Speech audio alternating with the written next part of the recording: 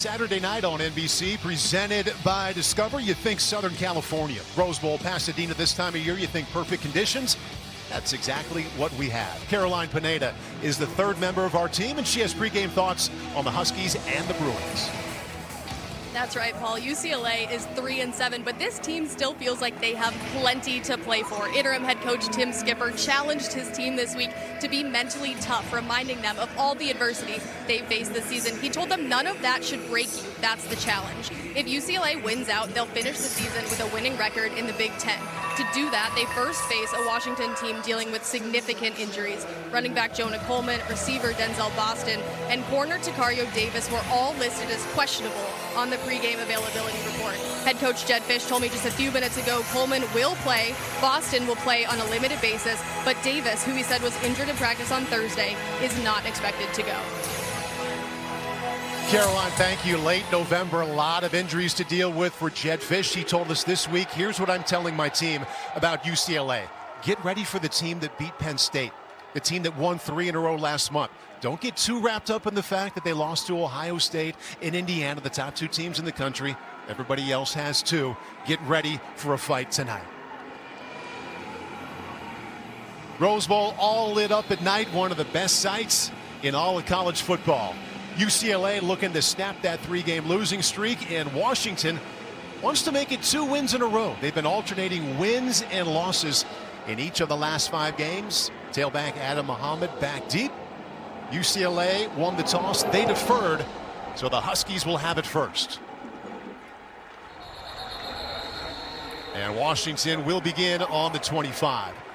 This day started with only one quarterback in the Big Ten averaging over 300 yards of total offense, and it's that man right there, sophomore Damon Williams. He's so talented. He's a true triple threat, and today that will be the biggest task for this UCLA defense, Paul. How can they slow him down? You will see controlled rushes. You will see them at times bring a 5th defender, but overall they need to eliminate some of the big plays with his legs. Talked about the 2 most dynamic quarterbacks in the Big Ten. The stats back it up.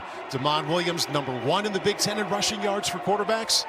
Nico Iamaleava, he is 2nd.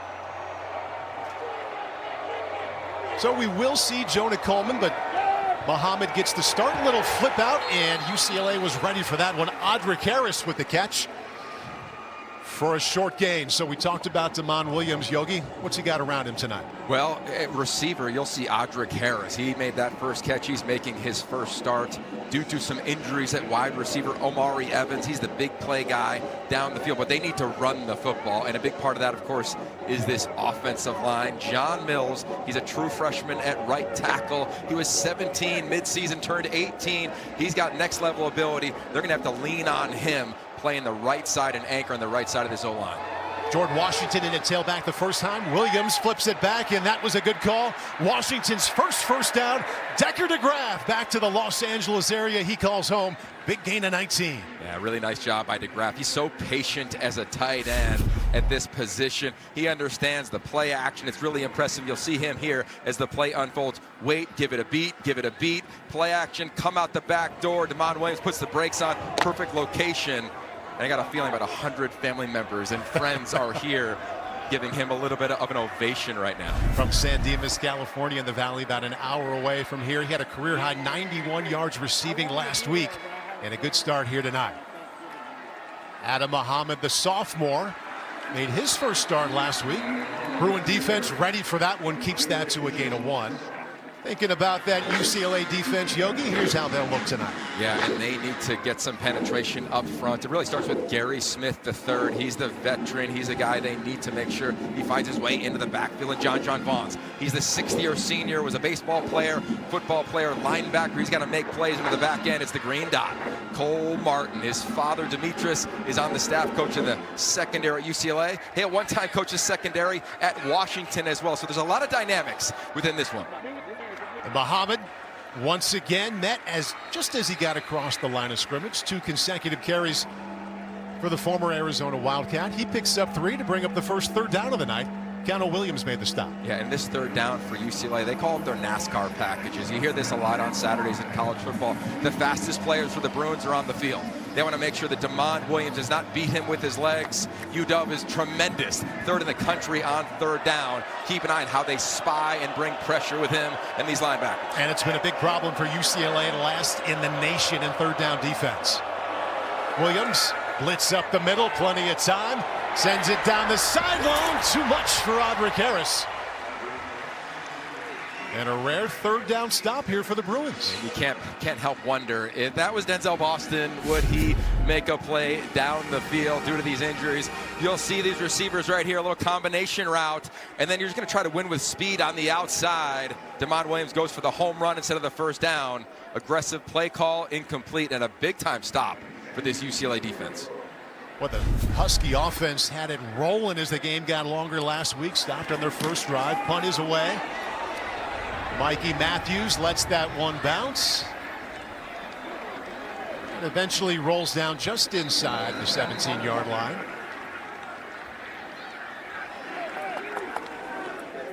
And now we get our first look at Nico Iamaleava. Missed last week's game because of a concussion. He told me on practice on Thursday.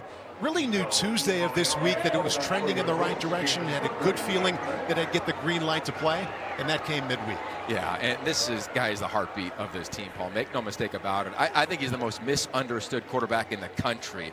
When things went haywire and they made changes on the staff, he's the one among the players in the locker room that galvanized them. They came out and got that huge win against Penn State, and during these hard times, he's the one galvanizing them as well. Anthony Woods is the tailback to his right.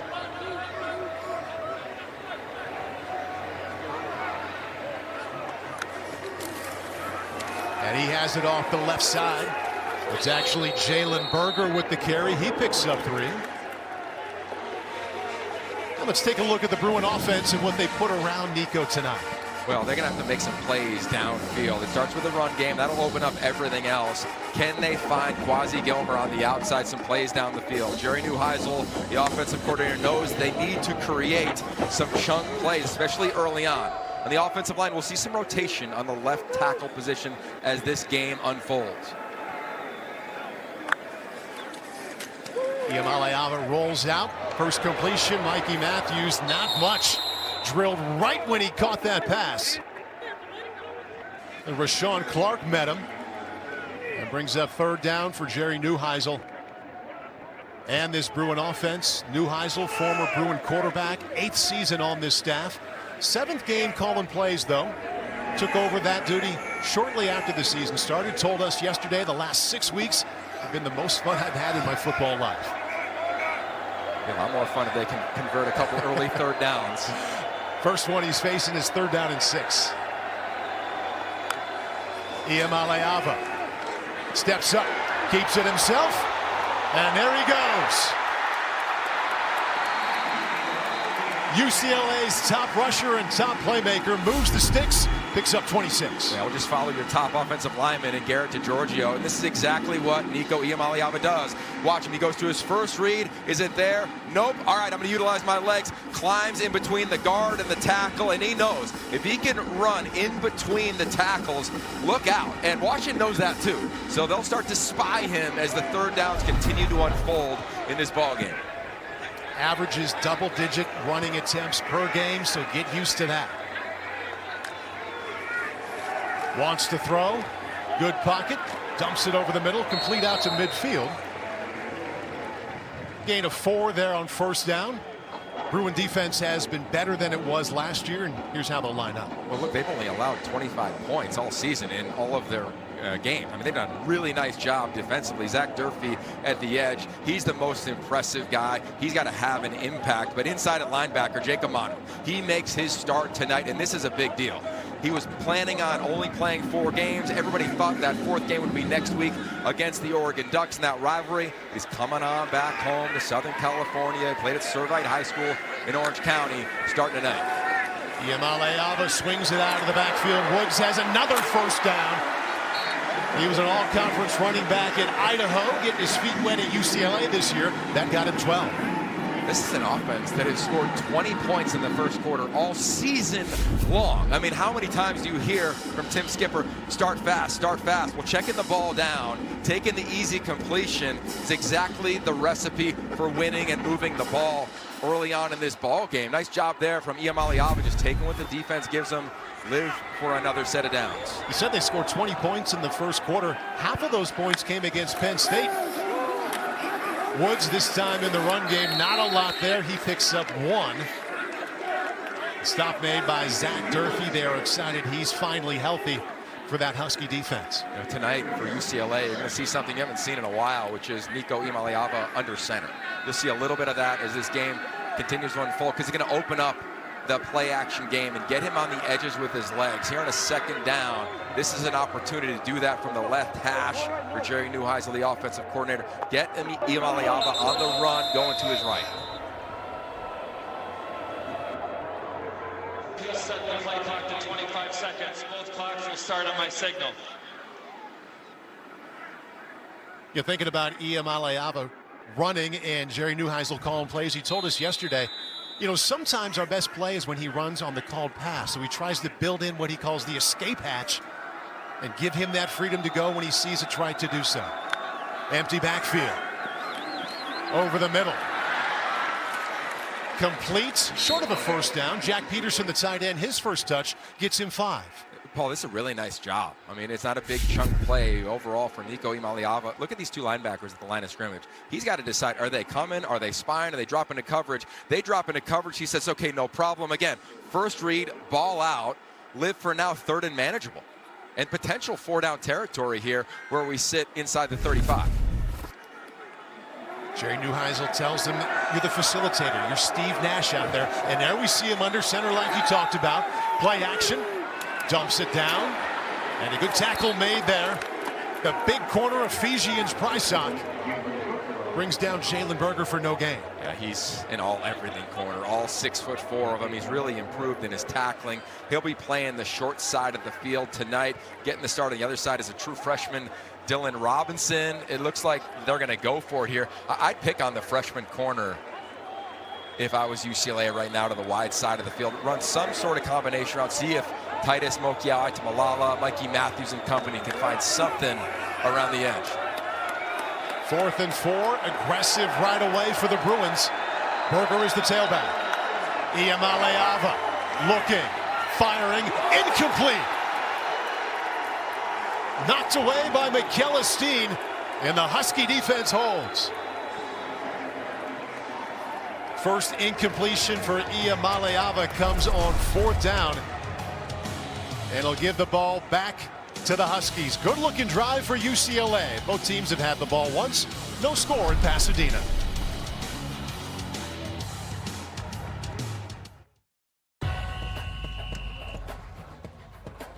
Wicked is about to reach its epic conclusion.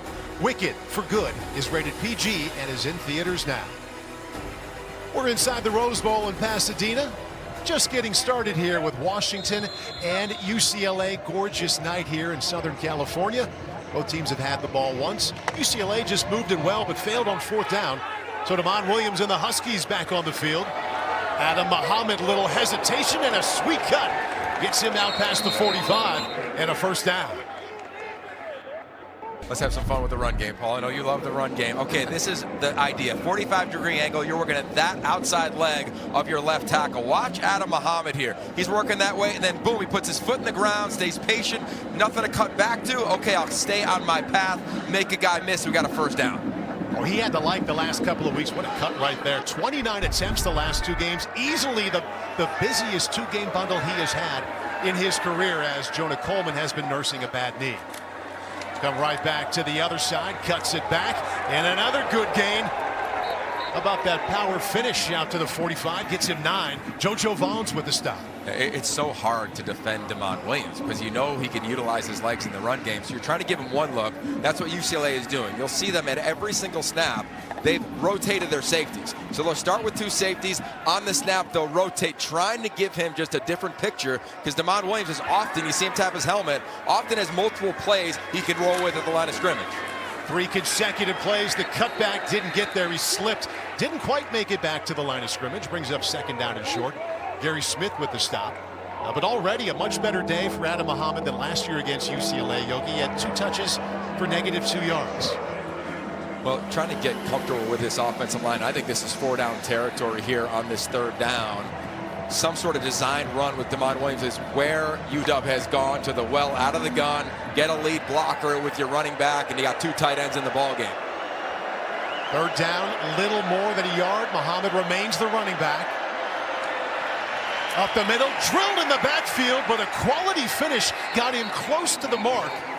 Williams hit him before he got to the mark. And boy, did he finish strong. Sure did. Watch 99 right there. Big Keanu Williams, to your point. Nice little swim move, but then the strength. I mean, just the finish. And look, this is a proud Bruins team. They know it's senior day. They know it's the final time this season they'll play here. Who knows, maybe the final time ever they'll play here. They're going to leave it on the grass. And UW as well. They know it's at stake, a potential 10-win season. They want to get this win down here at this incredible stadium and venue. Let's see if they got this 1st down. Jedd Fisch taking a peek. Oh! And that is not quite. Oh, they're actually going to give it to him. Yeah, just by a little bit. And this is shot time now for Jedd Fisch. Don't be surprised if you see some sort of deep shot.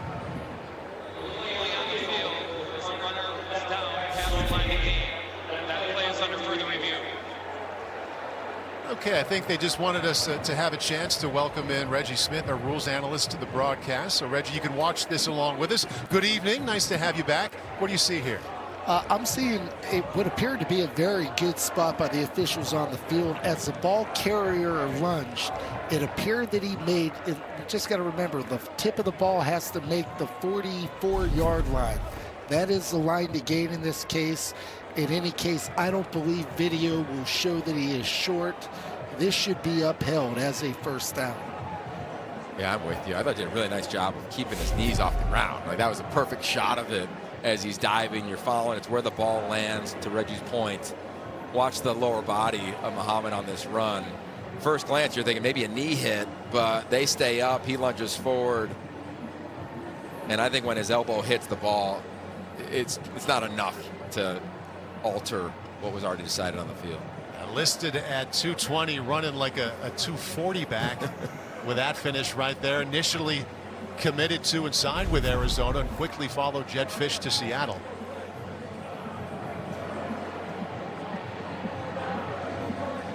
And most of the season has been the compliment to Jonah Coleman, but with Coleman out with the knee injury, has been enjoying most of the carries in the Husky backfield. Yeah, and look, for Jedd Fisch, his background is, might as well just call it the NFC West.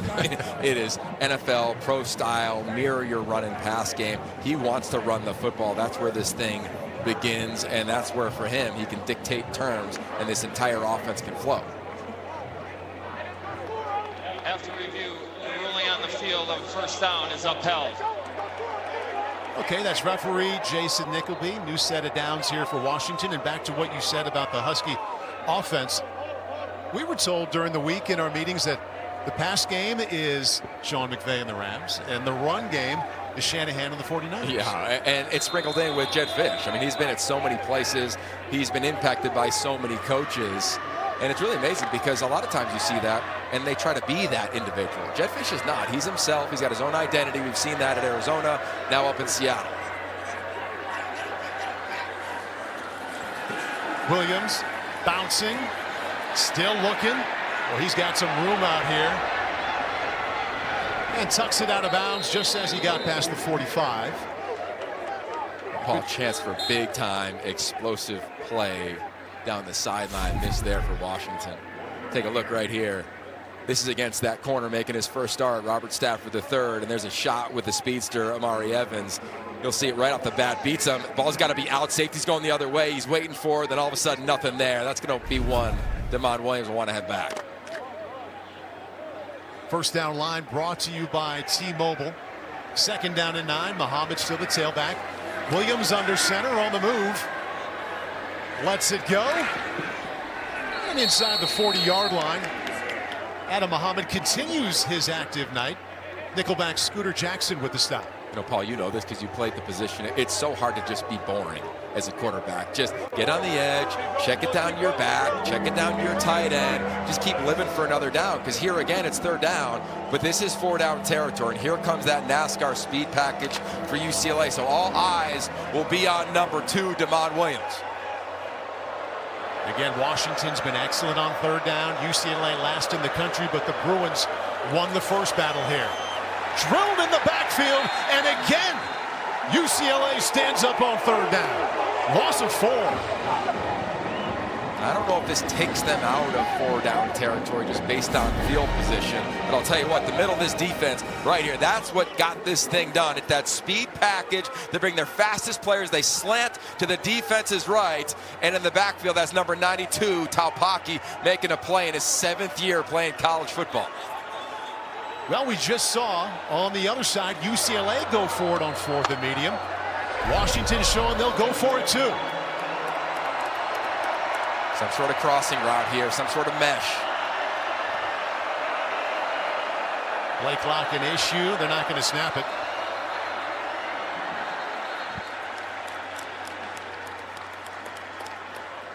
Delay game. Offense. Number 2. 5-yard penalty. 4th down. And no intention to snap that ball there, Yo. I understand the field position game. I think for Jedd Fisch, if you just go back to this team's reality, they've struggled on the road. They've struggled on the road. That's just the facts of this team. So, okay, let's not just give Nico Imaliava after that previous drive. Great field position. Let's see if we can pin him back, make him earn it.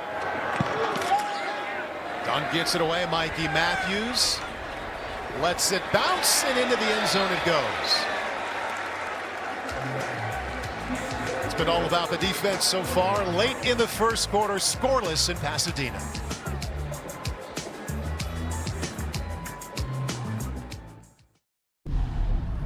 By Coca-Cola.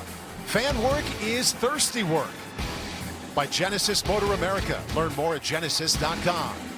And by Progressive. Supporting you every step of the way. Progressive.com. Love the old programs, especially when two teams have such history like this through so many conference changes. UCLA and Washington through the years. I was a big program guy. Always got one at the game I went to. My dad got it for me. I've still got them in the basement. Series history here. 78th time they've met. UCLA with a little bit of an edge here. Nobody has an edge yet. Scoreless. Iamaleava. Mikey Matthews. Fancy footwork. Lost the ball. Washington recovers at the 20. Had the ball knocked out, and Dylan Robinson has it.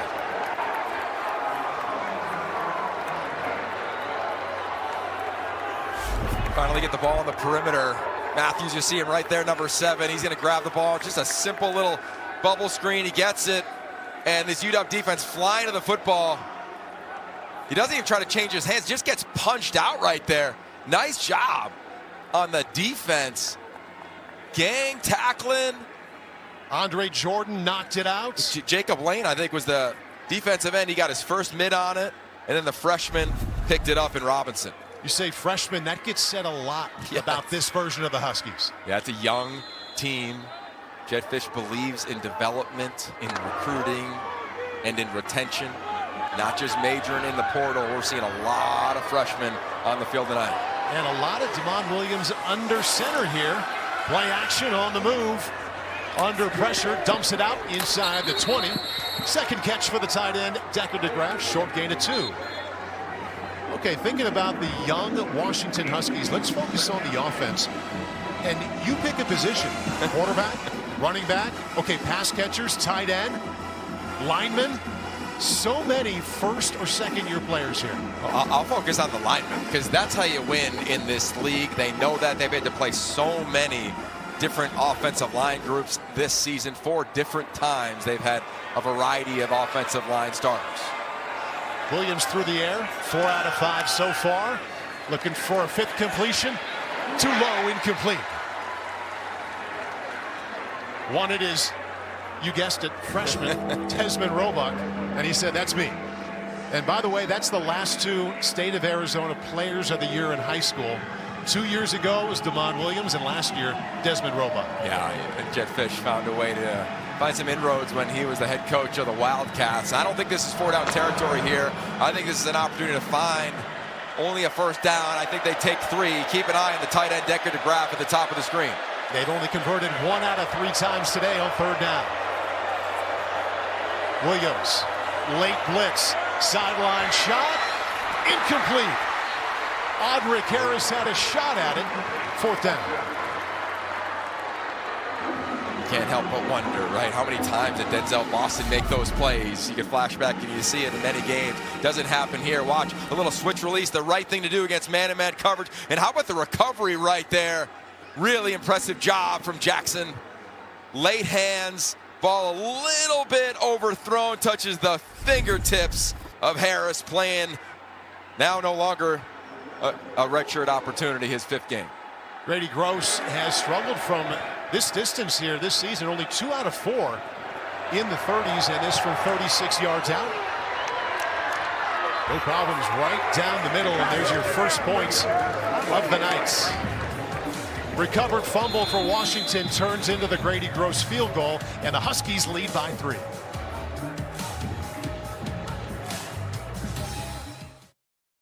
It's time for a Papa John's game break. John Fanta checking in. Georgia Tech into the ACC championship game with a win. Jakirian Turner has other ideas. He scampers in. Pitt beats Georgia Tech. We will enter the final week of ACC play, Paul and Yogi, with no certainties. All right, 42-28. Good sprint there up the middle. We're here in Pasadena. Points on the board now. Washington up 3-0. Cole Martin back deep. And the Bruins will begin on the 25-yard line. Nico Iamaleava didn't play last week against Ohio State. Back under center here tonight. Take a look at what he's done. 6 out of 7, but only 21 yards with those 6 completions. Yeah, done a nice job at times with his legs. I think to get back to putting him on the edge, a couple design runs early on to get this offense going. Remember, he's the leading passer, but also the leading rusher. Everything goes through him. And the one time he kept the ball tonight, Yogi, it was great news for the Bruins. 26 yards, their biggest gain yet. But that's his only carry. Yeah, not a design run, on a scramble after going through his progression. 1st and 10, late first quarter. Up the middle, couple of cuts for Anthony Woods. Picks up a handful there. Time to take a look at the big shots brought to you by Nissan. Yeah, and today, this is the big matchup. Quasi Gilmer and these wide receivers, can they make plays down the field? In the top corner for Washington, one of the top corners in the Big Ten is Ephesians Prysock.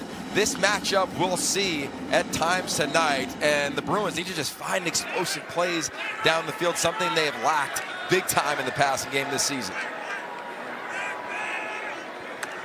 2nd down, 7. Short completion, Flores out to the 30. And he gets 2 to bring up a 3rd down. And asked Tim Skipper this week, late in the week when we met with him, Yogi, what matchup do you feel best about? It could be either side of the ball. He said, I like my wide receivers against their defensive backs. That was their first catch by a wideout. Yeah, well, they expect a lot of man-to-man coverage tonight, and we haven't seen a ton of it. You're going to see it here on this snap, but overall, you've seen a lot of zone pressures trying to disguise it. Final seconds here of this first quarter. And we won't see another play.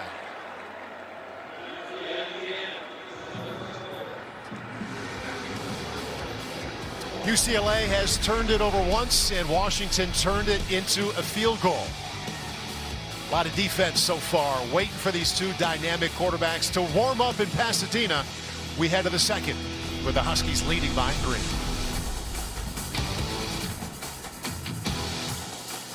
Monday night, 2 quarterbacks with firepower and finesse get their time in the spotlight. Baker Mayfield leads the Buccaneers against Matthew Stafford and the Rams. Sunday, 7 o'clock Eastern on NBC and Peacock. Some may find the irony in moving from the Rose Bowl on Saturday to SoFi on Sunday, considering the news here. Aerial coverage brought to you by Ford. Ready, set, Ford. And we are ready for the 2nd quarter.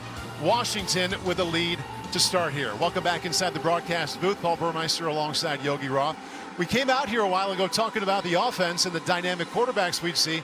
Only 3 points on the board. We got to credit the defense. Well, both defenses knew how dynamic both of those quarterbacks have been. You've seen 8, 9 players at times near the line of scrimmage, especially on these third downs, giving them these looks to force them to get the ball to the outside, hand the ball off. But neither one of these defensive coordinators, notably right now, when you're looking at Washington and Ryan Walters, they do not want to allow the run game of Nico Iamaleava to be the reason they convert this third down.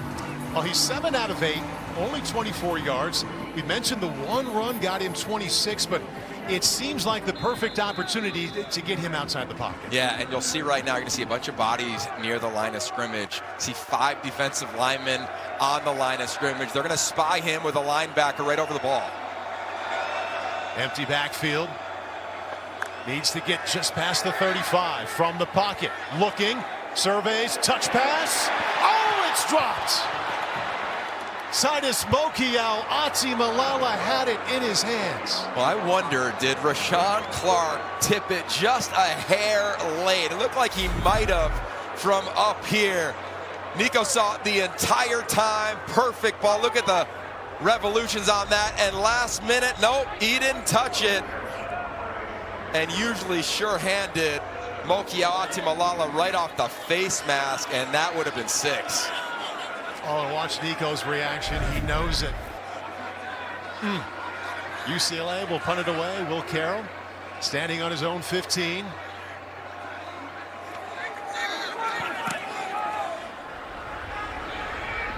And the freshman with an adventure there. Desmond Roebuck brings that one in. Time now for the Papa John's game break. Here's John Fanta. Well, Paul and Yogi, let's go in the Big 12 to Nippert at night. BYU controls its own destiny to get to the Big 12 title game, but Brendan Sorsby finds Jeff Caldwell. Bearcats within 6 of the Cougars, just over 2 left.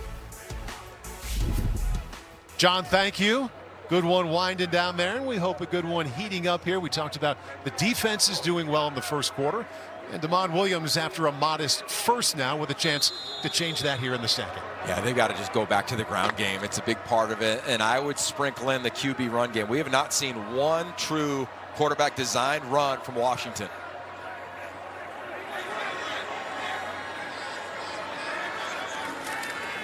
And now another running back run and popping through there. Well done, Adam Muhammad, out across the 40-yard line. He picks up 5, and talking to offensive coordinator Jimmy Doherty yesterday, Yogi, you can tell how excited he was that against Purdue, the big win last week, he said it was awesome to have the running game led by the running backs, not just Damon Williams. Yeah, they want to run the football. That's this outfit, and that gets everything going. And it just builds confidence, especially when you're rotating so many people in that regard. And for Jimmy Doherty, who spent time at UCLA with Chip Kelly and Jed Fish in earlier stints, now he's on the staff at Washington. He's really developed Damon Williams in terms of understanding what defenses are doing. You see him walk under center here. Something he hadn't done much of until this season. Little play action, deep setup, floats it out. And that's a nice catch at the 47-yard line. Omari Evans, Mr. Big Play, gets 13. Yeah, this is a beautiful job from Damon Williams. See a little tempo here now for Washington to try to get going here. But he'll sit, and he understands the integrity of the pocket on the play action. They're going to go a little tempo here, but a nice job of him climbing up, making a completion. Sets up even deeper, lets one go. Harris is there. Missed him. Second miss of the night. Big explosive play opportunity. Jed Fish loves, they call it piggybacking in the offensive coordinator role. You get an explosive play, you get a positive play, try to go back to the well again. They do it here. They got a shot on a deep crossing route. He sets up over the tackle. He's got all the time in the world, and simply just misses. And that's Audric Harris, referenced earlier. Didn't know if he was going to redshirt, didn't know if he was going to play, opted to play. Missed there.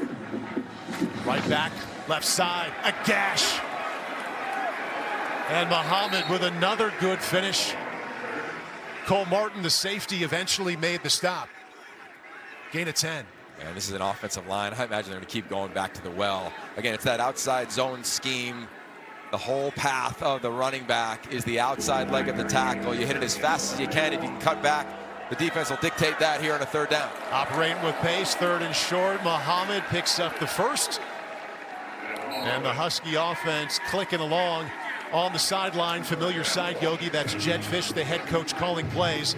He and Lincoln Riley, the only head coaches in the Big Ten who call plays on offense. Yeah, I think it's easy to criticize that at times, but the more and more college football grows and you have a true front office and staffs balloon over 60 and there's so much involved, all the resources, I don't mind head coaches calling plays anymore. It looks more and more like the NFL seemingly every couple months in college football.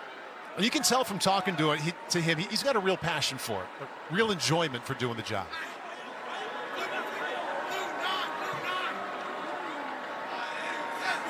First and 10. Williams quickly completes Amari Evans, his second catch on this drive. Former Penn State Nittany Lion gets 7. Yeah, going up against Kanye Clark. Hasn't played a ton this season. He's got a bigger role in this game. It's simple man-to-man coverage. Williams knows exactly where he's going. Immediately to the right. Ball out. Perfect location. Slant is every quarterback's favorite friend, especially when you cross the 50. You got a chance to break one. Amari Evans averaging 20 yards per catch in his career in Happy Valley and Seattle. Muhammad, he's been busy tonight. Looks like he got just enough for a first. Linebacker Vaughn's senior celebrating senior day, a true senior who spent his entire career here in Westwood. He picks up 3 right there. Yeah, he's the heartbeat of this defense. I think all the linebackers that kind of come through this UCLA program. Carson Swessinger doing his thing on Sundays in the National Football League. And how about this man, number 88? You can't say enough about him. Remember the Michigan games, kind of scary, didn't know what went on. Got through that injury. Now he's such a big part of this offense. And he's got a chance to be a next level guy too, Paul. I mean, he's impressive at the line of scrimmage with his hand in the dirt.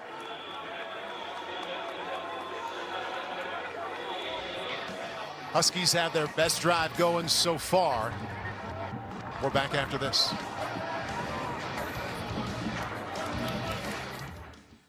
Red fans can earn cash back on their game day purchases. Early here in the second quarter, Washington field goal from Grady Gross after the defense created a fumble. Up by 3 and enjoying their best drive so far. The second quarter last week against Purdue was when they really turned it on. See if they get something started here. Jordan Washington, the tailback from Long Beach in the game. Fake to him. Here goes Williams, sprinting inside the 10. Touchdown, Washington.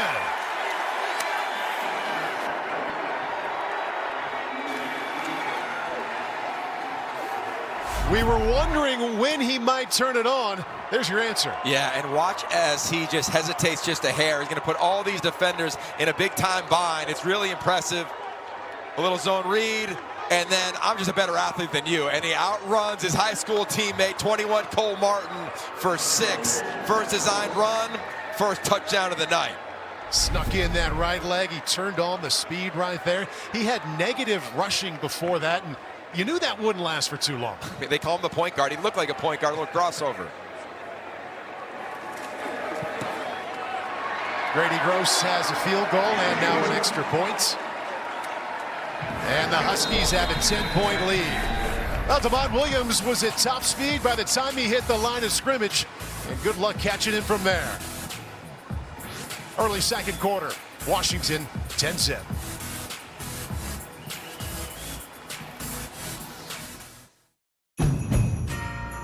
Charge ahead, roads are calling. Hybrid power, snow is falling. It's electrifying. What the season can bring. Driving in a Honda Wonderland. It's that time of year again. Happy Honda Days, where you can drive in a Honda Wonderland of your own with a great offer on an electrifying new Honda. Hurry into your local Honda dealer and experience the wonder of Happy Honda Days today.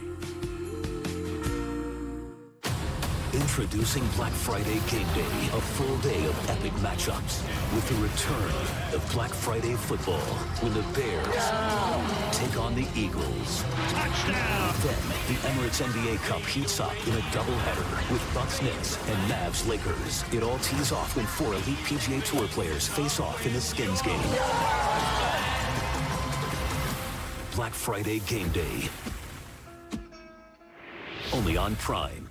NBC and Peacock. Monday nights, it's Peacock NBA Monday. Cavs Raptors at 7 p.m. Eastern. Rockets Suns 9:30 Eastern. Tuesdays in prime time, it's Coast to Coast Tuesdays. Magic 76ers 8 p.m. Eastern and Clippers Lakers here in LA 11 p.m. Eastern on NBC and Peacock. Damon Williams to the end zone, a touchdown sprint, first touchdown of the night, and that's how the Huskies are up 10-0. That drive, 8 plays, 65 yards, a little inside of 4 minutes off the clock. Easily Washington's best drive of the night, and we'll see how the Bruins choose to respond. Oh, they need to here.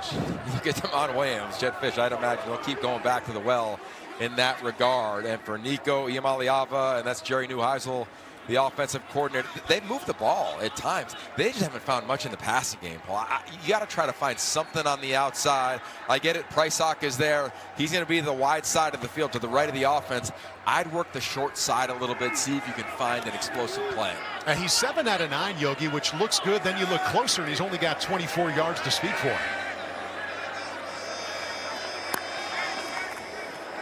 Iamaleava, ball tipped.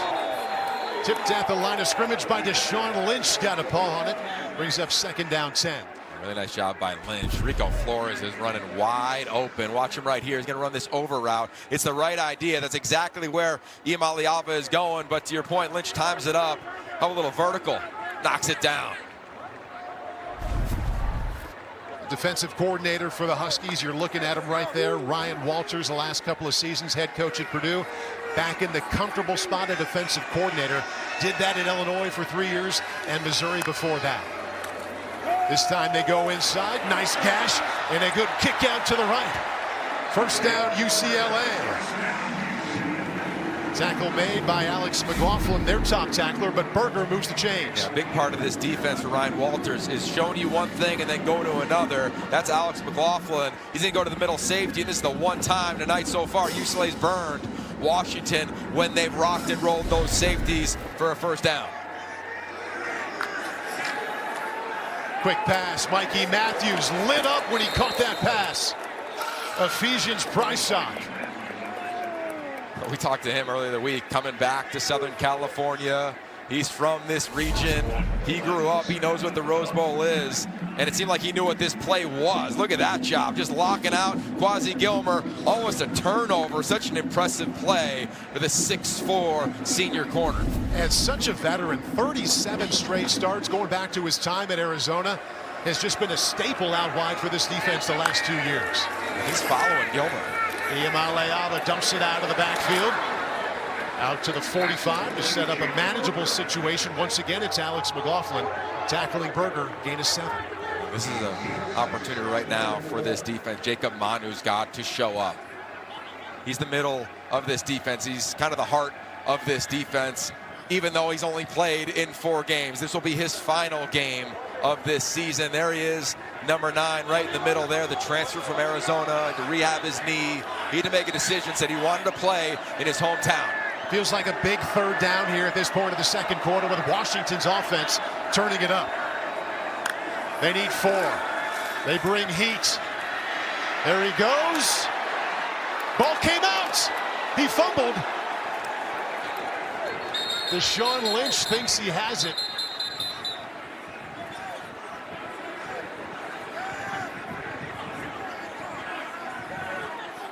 And he does. Wow. Washington football. Well done, Deshaun Lynch. Got a hand on it. There he knocks it out.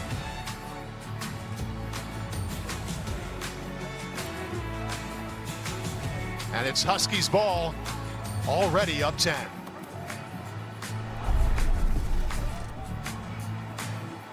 There's been quite a difference home and on the road for these Huskies. We take a look in Seattle. It's been smooth sailing. They've lost only one time. Offense and defense have been strong. They get away from home, those waters get pretty choppy. They're just 2-9. Offense and defense about 2 touchdowns worse compared to when they play at home. Talked to Jed Fish about that during the week. He said, our guys play free at home. They let it rip. They get on the road. The anxiety's a little higher. and they end up pressing a little more. Yeah, and that comes with the territory of being a young team. It also comes with the territory of long road trips. I mean, they're on Pacific time zone right now. It's much different than going to Kinnick or going to State College, places they've been over the last 2 seasons with him as the head coach. Empty backfield now for Damon Williams. Last time he touched the ball, he sprinted for a touchdown. This time wants the pass. Sets up, sends it deep into the end zone. Contact and a flag. Audric Harris, the intended receiver. Andre Jordan, a little bit too tight of coverage. Defense, number 2. 15-yard penalty, automatic first down. Deep post route, and you're thinking this is an opportunity for a big explosive play. So much air under it. Georges couldn't slow himself down. Anytime there's contact there late, it's an easy call for the officials. Jedd Fisch, we talked about in the previous turnover, after sudden changes, aggressive offensive play callers are often taking a shot. They take one there. Damon Williams happy to welcome Jonah Coleman into the backfield. Williams keeps it and sprints around the right side for a small gain. And so Jonah Coleman, 2 years at Arizona, 2 years at Washington. He has been their top back. Missed the last game with an injury and now playing for the first time tonight. Yeah, he's such an impressive young man. Finalist for the Campbell Trophy. Leads the Big Ten in touchdowns. And just look at his GPA. That to me is the most impressive. He's a 3.93 GPA as a senior. Recruited Arizona under Jedd Fisch. Followed him to Washington.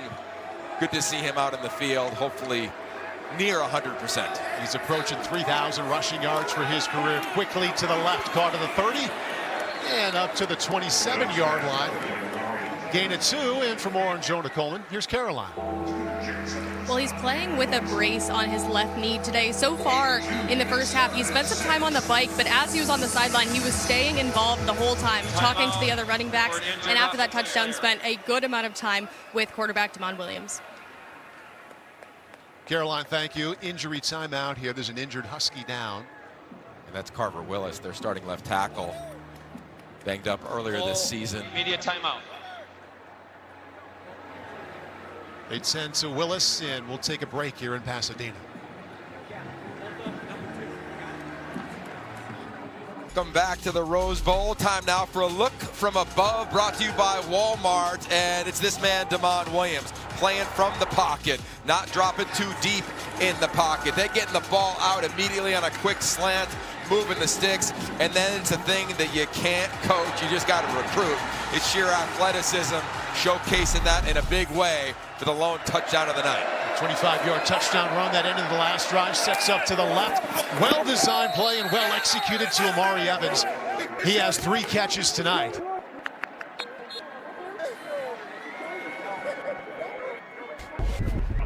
How about that? Little play action. And how about the route? In, out. They call that a whip route. And then to understand where the sticks are, that's going to be the question. The runner was out of bounds short of the line to gain. It is 4th down. Where the ball is and when he steps out is what they'll be evaluating. And it looks like it's short. Yeah, it's 4th down. Less than a yard. And whistles blow. They may take another look at this. The ruling on the field was that the runner was out of bounds with the ball short of the line to gain. That ruling is under further review. Okay, gives us reason to bring back in Reggie Smith as we all watch this together. Again, on the field, he was called a little bit short, which would bring up 4th down. Reggie, what do you see? I see from the program feed we're looking at here, the ball carrier extends the ball. Now, we know by rule it is out of bounds at the forward point where it crosses the sideline. What replay is going to determine is whether that ball was extended beyond the line to gain prior to him stepping out of bounds.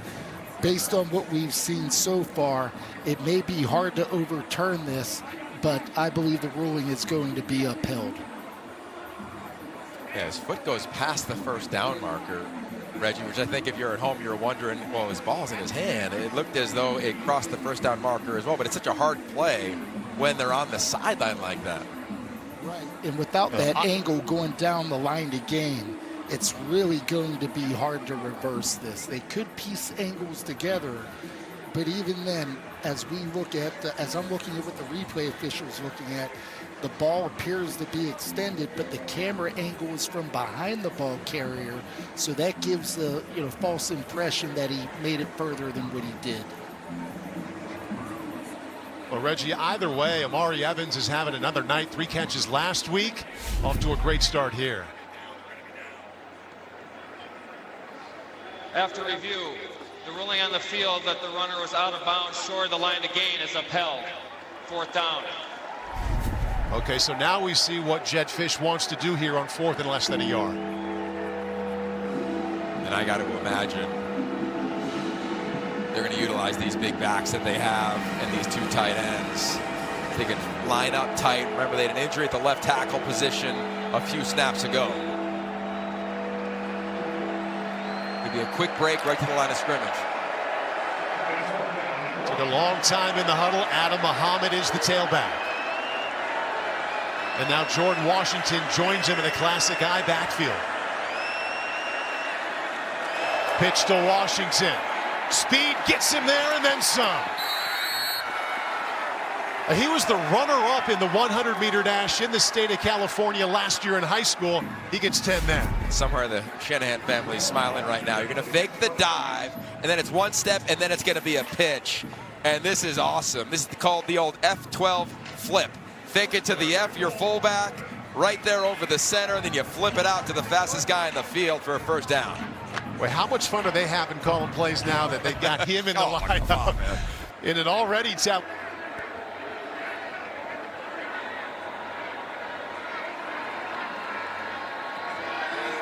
First and goal now for Williams. Muhammad, patience. And he gets inside the 5.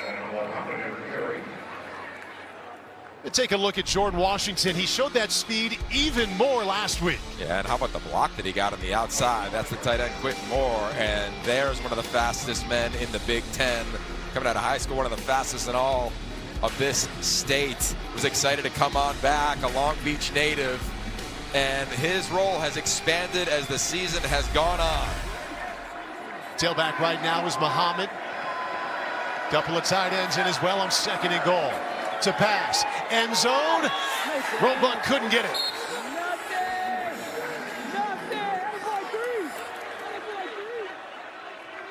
Down in the tight red zone, it's such a feel thing offensively. There's Kevin Cummings, the wide receiver coach, standing next to Jedd Fisch.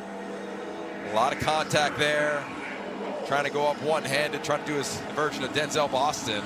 But here we sit with Carver Willis back in at left tackle. I'm running over the left side of my offensive line.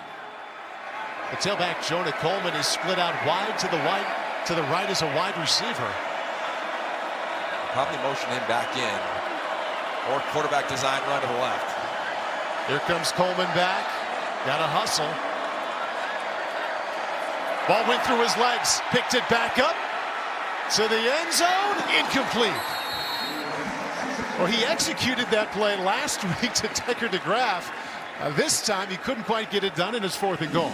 Yeah, and it surprised everybody, including Jedd Fisch. He's smiling and said, last week we had it, but this time a poor snap from Henning, his first poor snap of the game, at 2 last week. But here's the athleticism, trying to make a play, but definitely don't want to make it worse to make sure you can come away with points here. But that was a critical mistake by the center, Zachary Henning, on a key 3rd down. Grady Gross on. He's already good from 36 yards out. That happened in the 1st quarter. This from 23. Grady Gross is 2 for 2. And you can say the same about Jedd Fisch's defense to offense when they've recovered fumbles here today. Both times they've done so, they've turned it into field goals. Yeah, they have. You look at a week ago, they struggled with the snaps from Henning a couple times early on in the ball game. Remember, Landon Hatchett, he's usually the center. He broke his right hand, can't snap, so they bring in the backup in Henning. That was the first one, led to a turnover, and then another one with eventually led to an impressive play from one of the most dynamic athletes in the country. But that also led to Washington playing the majority of the game under center. So I'd be curious, especially if Washington is able to get it back again, if they'll align a little bit more under center And you don't see it often when you see these centers gripping the ball and kind of throwing it back like a knuckleball, hold the top of the football. Usually can eliminate some of those.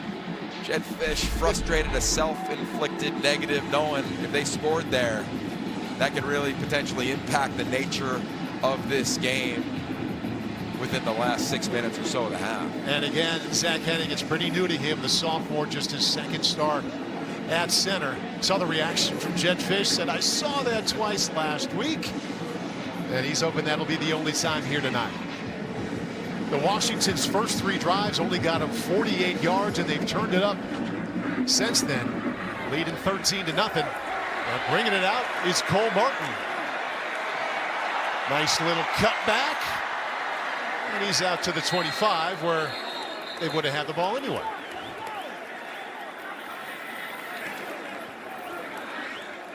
Okay, Nico, the start so far, all eyes on him. He's 9 out of 12 passing, only 30 yards, and pretty quiet on the ground too. 2 carries, 26 yards. Yeah, the biggest issues for UCLA is turnovers, and it's by 2 players that they trust in every element of this offense. Most recent, Nico Iamaleava with the fumble. Previously, it was Mikey Matthews. So they're self-inflicted as well.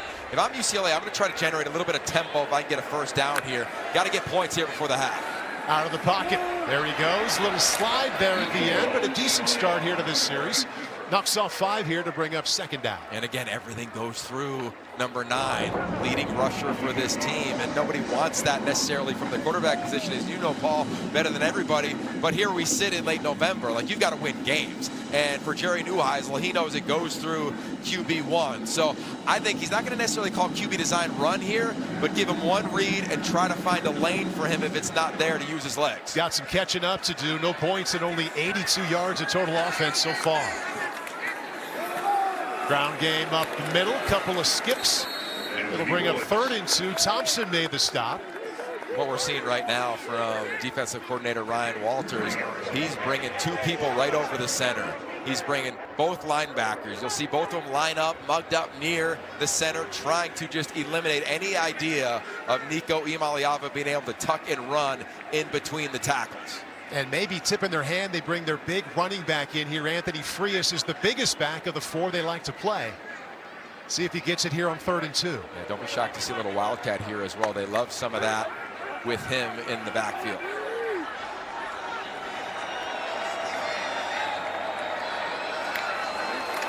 Third and 2. Quarterback keep. Huskies there. McEllisteen, the safety, said, no, you don't, and it's 4th down. I mean, these guys are keyed up for this matchup. Number 1 playing here in the Storied Rose Bowl. Ryan Walters said, hey, this is the guy we have to stop. Watch this defense right here. Fast flow to the football. As it happens, it's almost like he expected the quarterback, Iamaleava, to keep it. He did exactly that, and he lines up. Look at the tackle. Staying outside. Beautiful leverage, getting help from inside from Jacob Manu, and that was a huge stop on a 3rd down. Bruins 0 for 3 on 3rd down here in this quarter.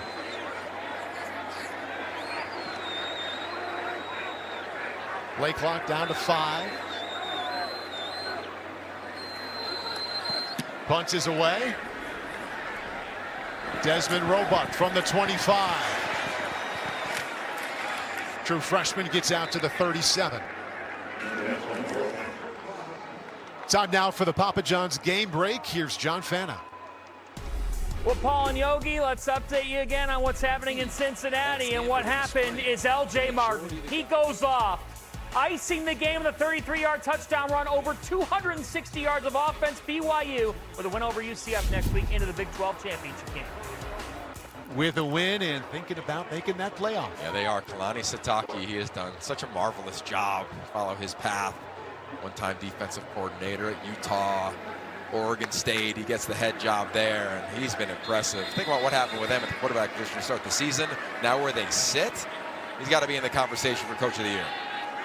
Now this Bruin defense needs a stop late in this second quarter. Play action. Williams over the middle. Intercepted. Picked off by the Bruins. And leaping is Cole Martin. Huge play for the UCLA defense.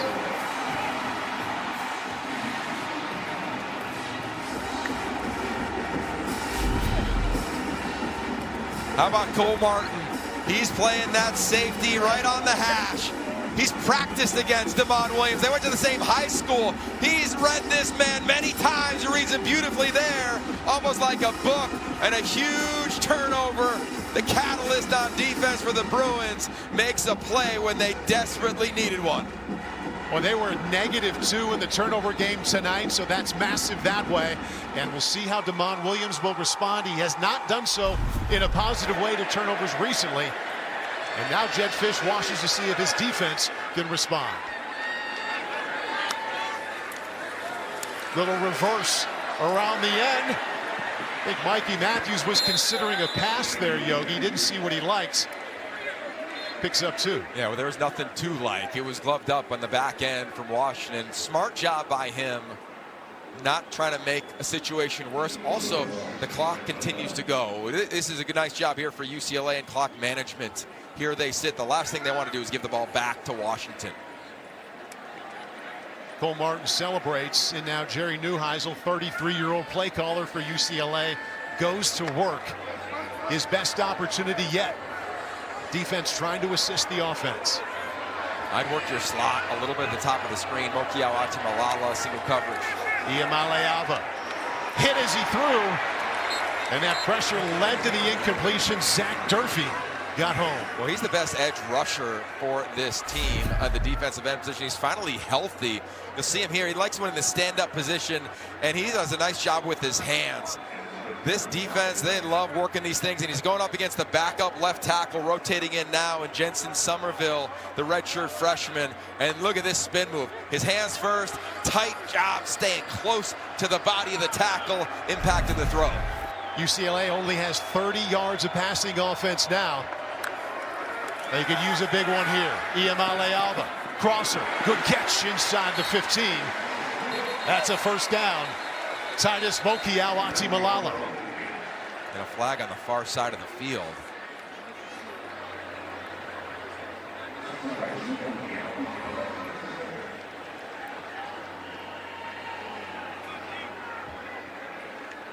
And we'll eventually hear from referee Jason Nickleby.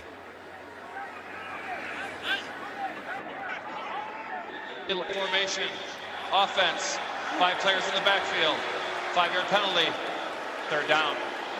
Crushing. Yeah, another self-inflicted. You see the frustration from Tim Skipper, who's really done a marvelous job of keeping this team connected and together.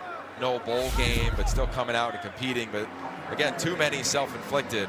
And they're talking about these receivers up here, just not properly aligned. You always got to talk to the official. You kind of point at them. Same thing with Ruben and EJ at the right tackle position. So frustration for Coach Skip. So 3rd and 15 if they get a little back. This is the we'll same formation. About 4-down territory. This is the 2-minute timeout. 2 minutes still halftime. UCLA trying to get on the board before the break. They're down 13 with 2 minutes left.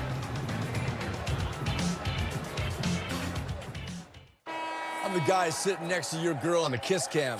And this game just got a lot more interesting. Sheila? Mom?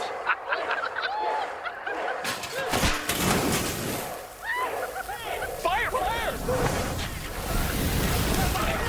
And if you don't have the right home coverage, you might have to kiss your savings goodbye. Let's go, beat it.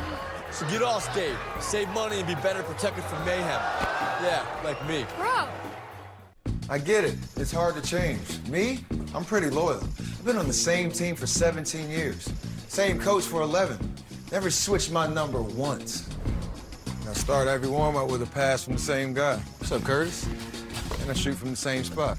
Every time. So you can imagine how good something has to be for me to change. Can't beat it, can't beat it, can't beat it, can't beat it with the big bad dough. Come on. Don't I make it look easy? Don't I make it look good? Yeah. Happened with the playoff teams today. Well, I think it was Utah. Close call against a sub-500 team. That could have a severe impact on the bubble. A bubble team may be farther on the bubble now. Nicole's playoff bracket revealed on the Xfinity halftime report. Paul? Ahmed, that means I'm watching halftime. I know what I'm doing during the break. Let's go. Saturday night. Now we wonder what the score will be. Damon Williams just threw an interception, and he watches, hoping his defense will bail him out. 13-0 Huskies here. 3rd and long for the Bruins. Iamaleava from the pocket lets it go way over the head of Mokiawati Malala, and it's 4th and long. I'll tell you who's having a day is Jacob Manu, the linebacker. You'll watch him. He'll start here. He's going to creep, and then he's going to come. And he's doing a really nice job of kind of holding his water, not showing the blitz. And they're bringing 5 at times. He's the 5th. Eventually, they bring the other linebacker, Rainey Saleh, the freshman, number 23. And just no time, nobody getting open down the field. Mateen Begani from 46 yards out. He's been good this year, 4 out of 5, between 40 and 49 yards. Oh, it's a fake. They get it back to him, or they tried to. Scooped up by McLaughlin, and here he goes. Their leading tackler puts 6 on the board.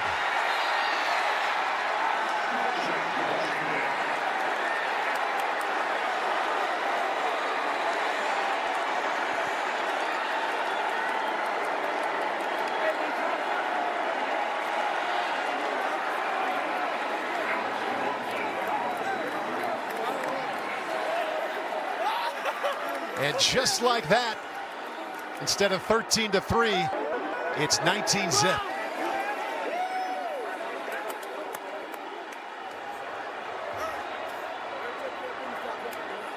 A 59-yard return for Alex McLaughlin. He celebrates. Other side for Tim Skipper.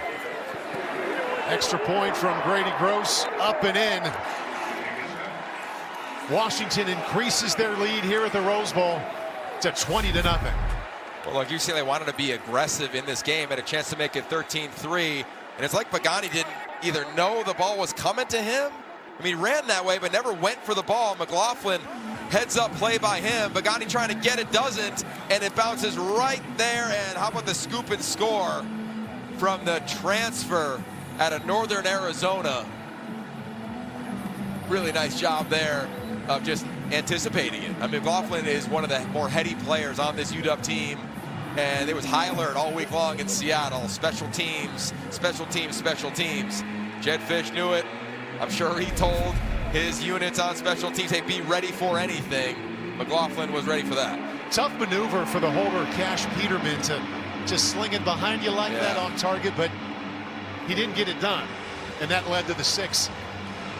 You often don't anticipate the pressure if you're Begani as well. I'm sure he peeked at it as he was running to his right, and frustration right there for Tim Skipper and Peterman right there. Defense has recovered 2 fumbles. They each led to a field goal. Now the special teams puts points on the board. That with a Damon Williams touchdown is how the Huskies lead 20-0. So just like last week in Columbus, UCLA looking at the real possibility of going to the halftime locker room with 0 points. Yeah, and they were really self-inflicted, right? Whether it's turnovers, here's Mikey Matthews, punched out by Jacob Lane, big turnover led to points. Here's your quarterback, your catalyst. That one gets bumped out from Deshaun Lynch, who had a PBU earlier. And then you go for it, and it's there, other than McLaughlin sniffing it out the entire time. Leads to 7 points. Turnovers lead to points. That is a metric that has been true until the end of time in college football. Boy, 3 fumbles lost tonight, 0 points. And now Iamaleava trying to get something going late. Timeout, Washington. Their second. 30 seconds. And look, it's a long game. So if you're Jerry Neuheisel and company, you're saying, all right, 144 left. We've got our timeouts. Can we flush it? That is always the most challenging part for any quarterback or any team, especially UCLA one. They've gone through so much this season. Sean Foster, both coordinators, let go, and this team has stuck together. They need to do that now, see if they can find points, because they will get the ball coming out of the half. All right, time now for the upcoming schedule presented by Discover. Black Friday, looking forward to being there with Yogi, number 2 Indiana against Purdue, 7 o'clock Eastern on NBC and Peacock. Then on Saturday, number 7 Oregon versus Washington, 3:30 on CBS. Right back here in Los Angeles in prime time for our guys. UCLA, USC, 7 o'clock on NBC and Peacock. All right, Nico with a chance here to the sideline. Quasi Gilmore, his top receiver, coming into this game with a rare touch tonight. It's only 5. Bryce Sock with the coverage. Yeah, and a big storyline coming to this game was, can these receivers beat man coverage? Tacario Davis, the number 2 corner for Washington, not playing in this ball game.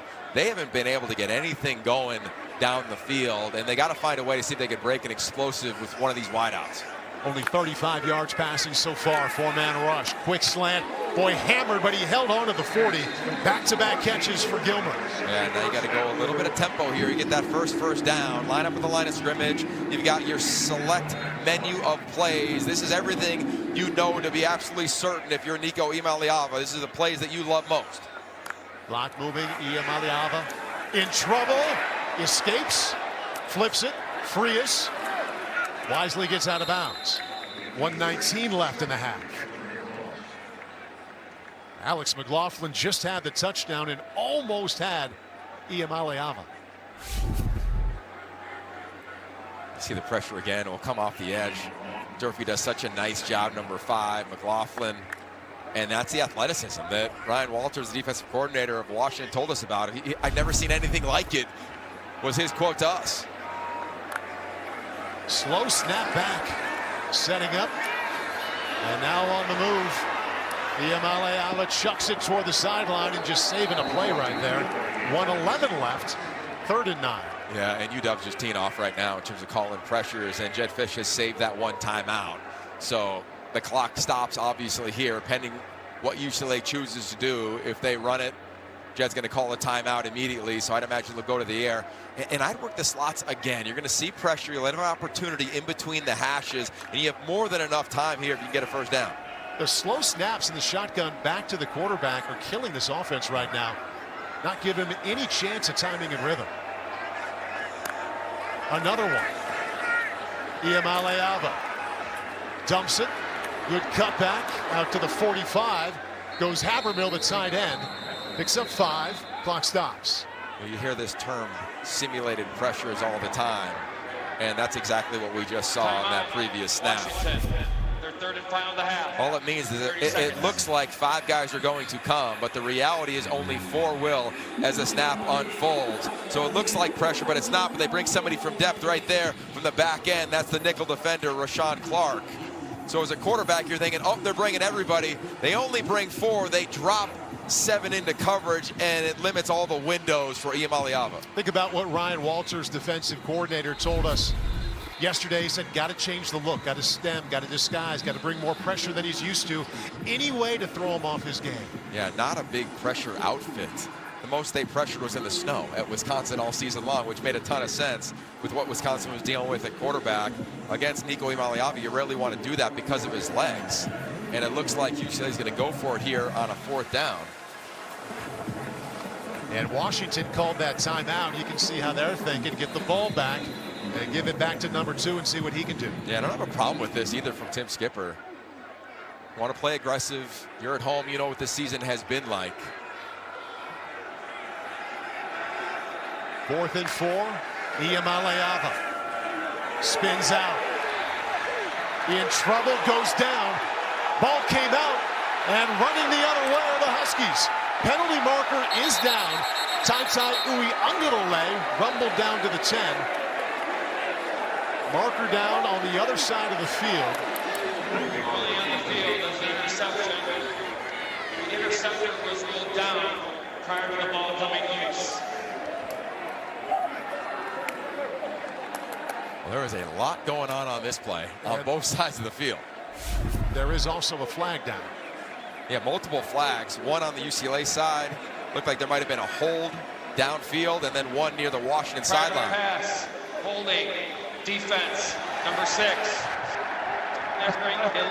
Automatic, first down. There's also a sideline warning against Washington. Their first of the game. There is no yardage penalty associated with this warning. Bring great pressure. Impact in the pocket, but you saw the hold downfield. There's the freshman making his start here tonight. as the wideout unfold. There it is, easily on the jersey. Easy call from the official. Saw the flag from up here. And then after the turnover, the sideline goes bonkers, as you'd imagine. They get a flag there. So net positive for the Bruins. Okay, thinking points for the Bruins potentially here, Yog. Long of 54 this season for Mateen Begani, so they're starting to get into that distance. UCLA, all 3 timeouts left.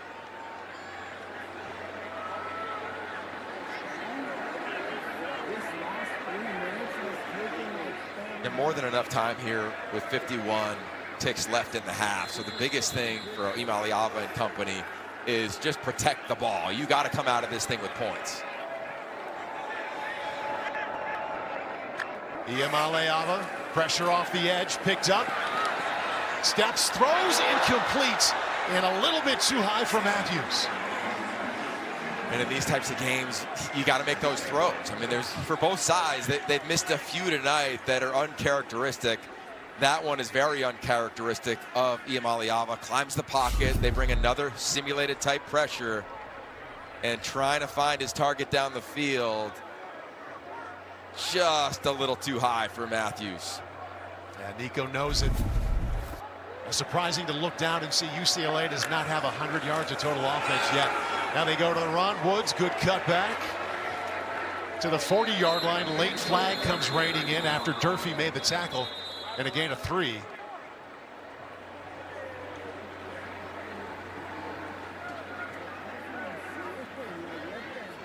Holding, offense, number 72, 10-yard penalty, second down. That's the veteran celebrating senior day, Garrett DeGiorgio, in his 49th start for the Bruins. And that field goal attempt is looking a lot further away. Yeah, they got to try to find an explosive play. There's the veteran, to your point. Such an impact on this team. They get him for the hold there, and it's the cutback of Woods. And easy call for the officials. Timeout, UCLA. Their first of the half, 30 seconds. Okay, so they finally use one of those timeouts. Imaliava will come over to the sideline, converse with Jerry Neuheisel. And with those 2 timeouts, 40 seconds is a long time. Oh, yeah, more than enough time here. They just got to find something down the seams. I keep saying that. You're seeing all these different looks. Imaliava's got to look one way, try to hold a safety, see if he can come on backside. We have not gotten a lot of action down the field in this game. You're going to see tight coverage on the outside. I think there's an opportunity, whether it's your tight ends or one of those slot receivers, to make some hay down the hashes. Take a look at the game summary right there. The 3 fumbles lost by the Bruins right now are huge. And time for a look at the United cam. Washington on top by 20. A combination defense, special teams, just enough Damon Williams to push him out to that 20-point lead. And now UCLA, a couple of timeouts left. A lot of belief in their quarterback, trying to get something going offensively before they hit that halftime locker room. Imaliava steps up over the middle, and another miss high. Jack Peterson, the tight end, was the intended target. Yeah, you're watching Washington. They saw that kind of bunch formation with 3 wide receivers, Peterson being one of them at the tight end position, and they just passed everything off. It's kind of like basketball. You're going to come in towards me as a defender. All right, I'll pick him up. It's this match man-to-man style of defense, and Imaliava has just been off. Yeah, under 50% now in this second quarter, 6 out of 13 for only 27 yards. And this is a quarterback who was 64% last year at Tennessee, 64% this season at UCLA, well below his standard. Imaliava swings it out of the backfield, connects. Now inside of Washington territory, 29 seconds left, the clock stops. A really good play call there from Jerry Neuheisel. Just try to get a completion, see if you can find some positive yardage. They get that, put themselves into this situation, and you wonder what they're going to do here.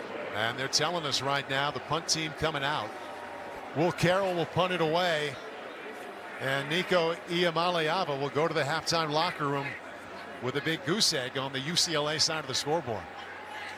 UCLA's faked a few punts this season. I don't anticipate that here. I think they want to try to just get to the half. Freshman receiver Desmond Roebuck back deep for Washington, standing just inside his own 10. Fair catch on the 7. 23 ticks left. Washington inside their own 10. No timeouts left. Got to think a knee is coming. I don't know. Knowing Jed Fish in this offense, they might try to take a shot. I mean, you got one of the most dynamic players in America in your quarterback. UCLA hasn't necessarily impacted the pocket in the backfield. I'd be curious to see his play call here. I'm with you. I understand what traditional thinking might say. I like your mindset, though. I'd love to see it.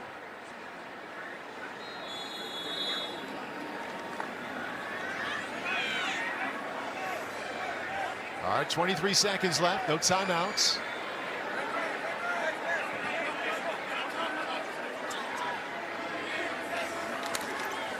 Muhammad left side. And that is likely how this first half will come to a close. The storyline really turnovers. I think when you look at it, big picture, turnovers led to points. Took a shot on the fake field goal, led to a touchdown. And now for the Bruins, they can't hang their heads. They've got to find a way to regroup. As Tim Skipper often tells his team, you got to find a way to strain, got to find a way to come together. No doubt that they'll come out and give their best efforts. Remember, they get the ball coming out of the half. That's right. Damon Williams has a touchdown run. Alex McLaughlin, the safety, has a touchdown on special teams as well. Here's Caroline with Jed Fish.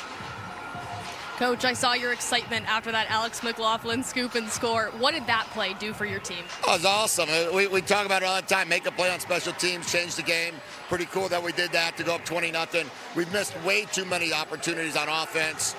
Way too many guys that we just missed throws on. And then defensively is playing lights out right now. So we got to get our run game going. We got to hit some of these passes. You are up 20-0 at halftime. How will that affect your plan for Jonah Coleman and Denzel Boston in the second half? No, nothing will affect it. Thanks, Coach. Thank you. Paul? Caroline, thank you. Jed Fish and the Huskies ran away from Purdue last week as the game got longer, to enjoying a 20-0 lead. The quarterbacks are two headliners coming into the night. Nico Iamaleava and Damon Williams. Not the greatest night for either one of them, but Williams does have the one highlight touchdown run. That's the difference so far between the two. Turnover game, big time to the Huskies. They're +2. Much better than they have been the majority of this season. And for that UCLA offense, back-to-back games, 0 points in the first half. Outscored 47-0 by the Buckeyes and the Huskies. Good news for UCLA. They get a chance to do something about it right away. They'll be on the 25. But first, here's Caroline with interim head coach Tim Skipper. Coach, 3 turnovers for your offense in the first half. How do you clean that up? Yeah, we have to reset the game. That's what we talked about in there. Our mental toughness is being challenged right now, so we just have to step up to the plate, reset, 30 minutes to get it back. What did you tell your defense at halftime? Keep playing, and then we can get turnovers too. So we'll keep going after the ball and keep playing hard. Thanks, Coach. Thank you. Paul? Tim, Caroline, thank you. Yogi, if you're calling plays or if you had a line of advice to Jerry Neuheisel, what are you thinking here this third quarter? Well, I think you got to be really aggressive. I'd start with that, and I think you got to get your receivers involved. The UCLA wideouts, 19 total yards combined among them all in the passing game in the first half. Not going to get it done. Start out with the ground game. Patience off the right side. Not a lot there. Short gain at 2.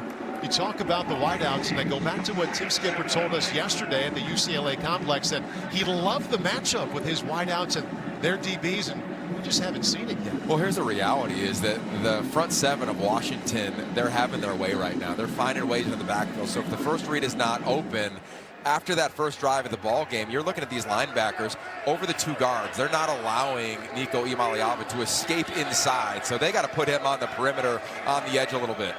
That was late in that second quarter before the Bruins went over 100 yards of total offense. Iamaleava right on the money, but a good open field tackle there to prevent the catch and run. Dylan Robinson keeps it to a gain of 1. Yeah, the freshman starting, replacing Takario Davis. Davis was an elite corner, 6'4", 200. Here comes this freshman. They think he's got a chance to be the next great one up in Seattle. He's done a nice job. Had a penalty in the first half down the field, but overall, it doesn't look too big for the youngster. Yeah, a lot of ways you can point out what Washington did well defensively in that first half. Bruins 1 for 8 on third down. Make it 1 for 9.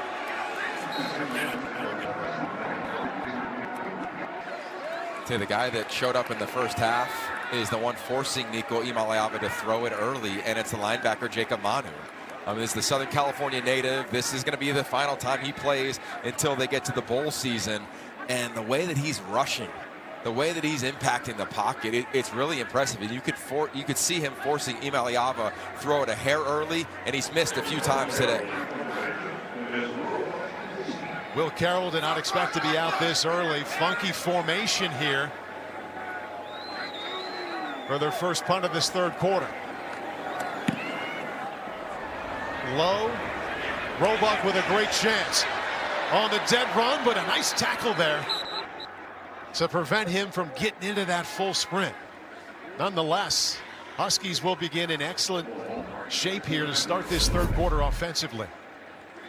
How about this? Sometimes the ball just bounces perfectly. Roebuck picks it up, and you're thinking maybe a chance. If he gets past that first defender, it could have been an explosive play. Nice job there on the tackle, but great field position. And this has been the story for Washington. A couple weeks ago at Wisconsin, their second half, every drive was inside their own 10-yard line. They're starting near midfield.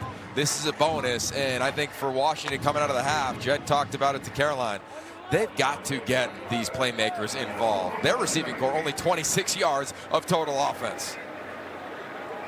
Williams starts this third quarter under center, fakes to Muhammad. Sets up a screen and just missed there to bring up second down 10. The defense for UCLA had that sniffed out. Caroline. Well, Paul, Damon Williams was visibly frustrated after his interception in the first half. He came over to the sideline saying, "That's on me, my fault." This coaching staff told us he's tremendous at learning from his mistakes, but he's also very hard on himself. They're working on that short-term memory with him. Jordan Washington came over to DeMond to comfort him, and we'll see how he responds in the second half. Caroline, thank you. And Yogi, I know that's something that you're keeping a close eye on too. Yeah, body language for quarterbacks is part of their growth. And Jed Fish talked about Damon Williams, and these tough losses, these tough weeks are just the next natural step. Big gash for Muhammad off that right side. He gets out close to a first. Picks up 9. And I think you just go back to that game I referenced moments ago at Wisconsin. They struggled, he struggled, and then he came home and said, okay, if I'm going to be the one taking all the praise and all the blame, then I am going to own this thing. It's going to be my locker room. You see the results after a turnover. He has struggled. That is a part of the growth. It's part of his growth. And here in a 3rd and short, I'd imagine he's going to hand it off, see if they can convert this 3rd down. If he does, it'll be to Adam Muhammad. Oh, he keeps it, sets up. In trouble, and he could keep it himself for the first. That's exactly what he does. Finds plenty of open space down to the 25. You just can't coach this. I mean, it's covered great. Watch Key Lawrence. He's the one that's going to force Damon Williams to say, no, it's not there. He wanted to throw to his left, but it was gloved up, and then this is just a part of his game. We saw it in the first half of the touchdown. He's such a threat. With his arm, with his legs, his athleticism, but it's his mind. He understands now in his 13th start the timing of when the pocket's going to collapse. Then it's time for him to get out. First down. Gain of 21 right there. He also had the 25-yard touchdown run going this way in the second quarter. Wants to pass here. Little pump. Still looking. And to the sideline, a sliding effort and a nice catch there by the freshman, Des Roebuck, for another first. Yeah, I think 6 games ago, Damon Williams throws this to his left. He wants to throw a slant and go over to the top there. He thinks maybe touchdown to Audric Harris. You'll see it at the top of the screen. It's a pump, nothing there. It's an old school West Coast offense play. He works all the way back. He knows where the line of scrimmage is. No problem. Take the easy completion, find that freshman Roebuck, and away we go. And that's part of the maturation process that's underway at Washington. Arizona native to Arizona native for another first down there. Speaking of, there's another one. Muhammad stood up before he got to the 10-yard line. Good job by the Bruin defense. Back to Damon Williams and responding to mistakes. I thought he was great talking to us this week. And this is the guy who was state player of the year, 10,000 yards passing, state champion, 3,000 yards rushing. He said, I didn't have a lot of negative plays in high school.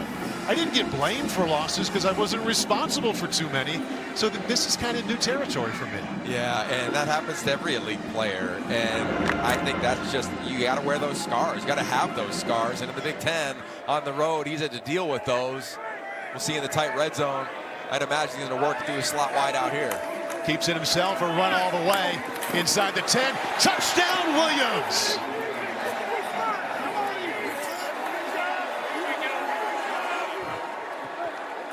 His second touchdown run tonight makes it 26-0.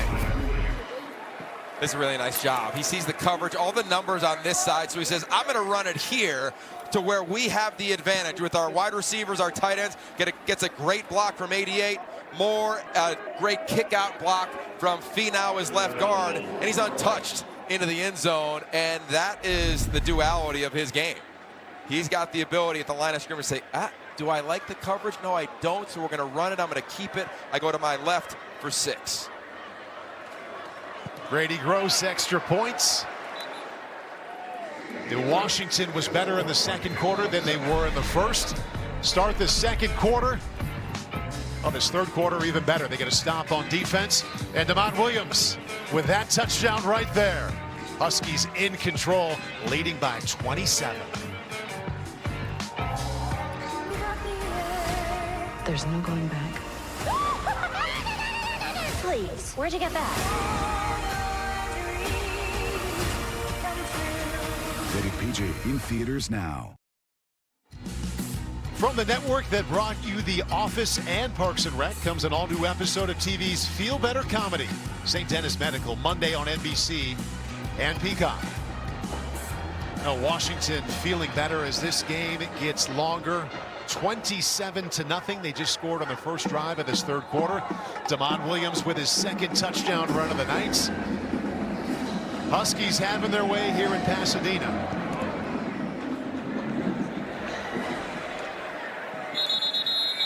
And the Bruins will begin from the 25.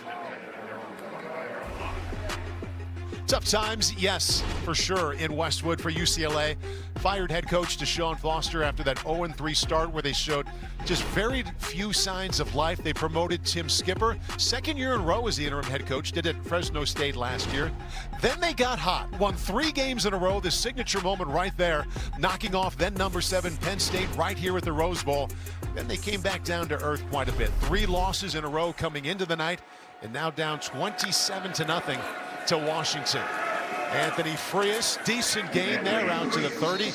Credit to UCLA, though. We were at practice on Thursday, and the energy there was not of a program that had lost 3 games in a row and was having a difficult season. Yeah, well, Coach Skipper talked to Caroline about it at halftime, and that's been the message all week of can you navigate adversity? If coaches getting fired and upheaval within your team is the hardest thing to go through, like wake up, it's going to get much harder as life goes on, and they know that, and they've competed through that. And I think we'll see as this game unfolds, the next week's game against the crosstown rival UC Troy, this team will not fall. Freeze, back-to-back touches, gets the first there. Go ahead. I just think that's a big credit to Tim Skipper and what he's done since becoming the interim head coach. He told us that the entire thing has been enjoyable. We get beat badly in Bloomington. I got a smile on my face coming home thinking about how we can get better. And this time, Husky defense there. Tackle made at the 40 on Frias. No gain. Comes from a coaching family. His dad has coached forever. It's really kind of all he knows. Yeah, he's been around the game for so long. He's played here in this stadium when he was a linebacker at Fresno State. And he's a guy that I think has all the tools to be a head coach someday. I mean, you saw him last year in the interim role. We've seen him this year in the interim role. I think when given the opportunity to get the keys to the car, Tim Skipper has got the acumen, got the pedigree, clearly the experience over the last 24 months. He understands what it takes to lead a program. Now hoping his offense can get inside Washington territory, take a shot down the sideline. A lot of contact, no flag. Good defense by who else? Alex McLaughlin. I'll tell you what, you got to love players who just bet on themselves, and that's exactly what he did coming out of high school. He wanted to go to Arizona with Jed Fish. Coach Fish said, you can walk on. He said, no, thanks. I'm going to go be an All-American in Northern Arizona. And that's a great job right there. Understanding how PIs get called. Usually when wideouts are jumping back into a DB, it gets flagged. He anticipates that, stays away from Mokiao Atimalala, bats the ball down. and now he's a full scholarship playmaker in the Big Ten. And what a first half he had. Led the team in tackles, just like he has all season. Also scored the special teams touchdown, scooping up the ball and sprinting for a touch. Iamaleava in trouble and sacked. Swallowed up at the 22.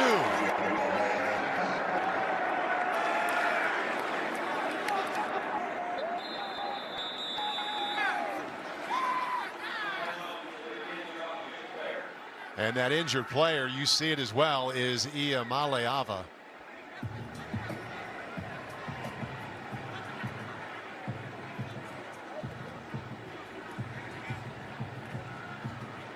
That was a loss of 15 yards, and Tim Skipper out to take a look and hope there's not a bigger loss for his team with his quarterback.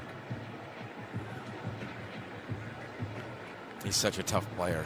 You know, it's been on display all season long. You see him in the pocket.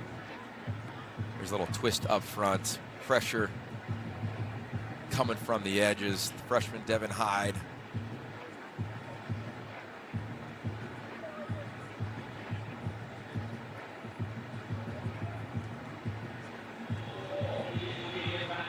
Iamaleava remains down. We're back to Pasadena right after this.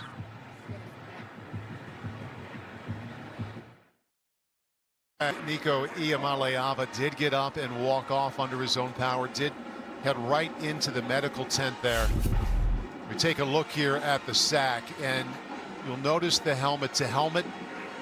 Should point out he did miss last week's game at Ohio State because of a concussion. We wait for word what he is dealing with, but hard not to look at that helmet to helmet hit that came in there.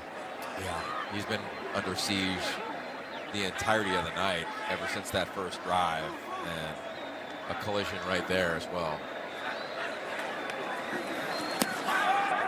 Punt is away. Desmond Roebuck, fair catch at the 31.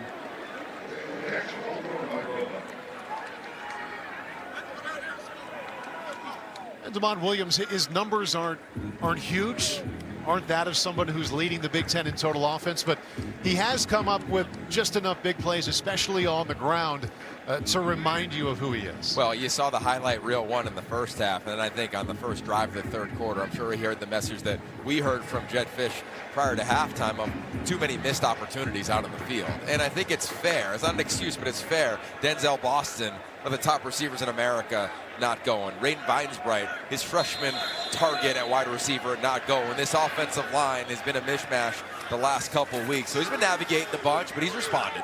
Boy, he's got a wide open freshman receiver. Des Roebuck sprints inside of UCLA territory. Well-designed play gets him 22. Yeah, that's a really nice job. From under center, you'll see it, watch the pitch to his right, get the defense flowing that way, and then he just comes out the back door. The entire defense caught off a little guard, and nice job by him throwing it right over the head of linebacker Isaiah Chisholm. Oh, you can just sense the fun Jed Fish has with the passing talent and the comfort outside the pocket of his sophomore quarterback. After all that shifting, freshman Jordan Washington the back. Williams, penalty marker comes in, and he dots his man on the sideline. Likely coming back. Hold against Washington.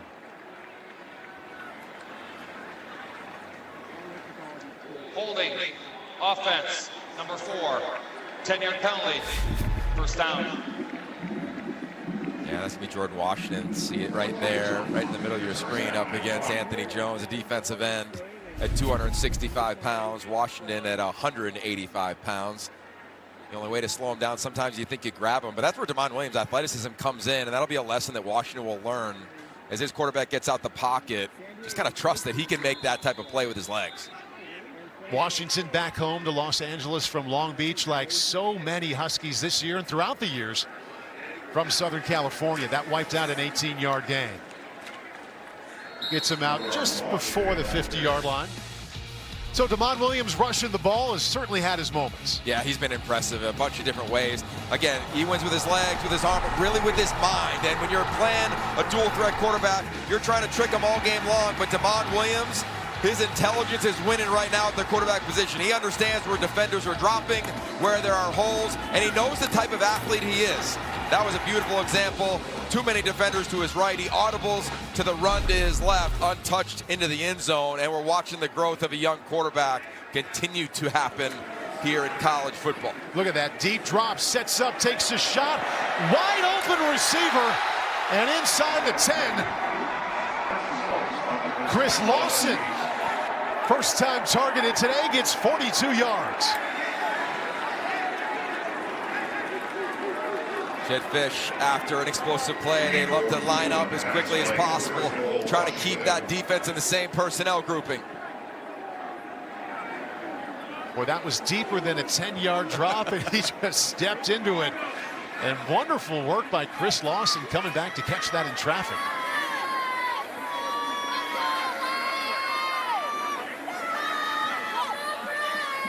First and goal, Huskies. Williams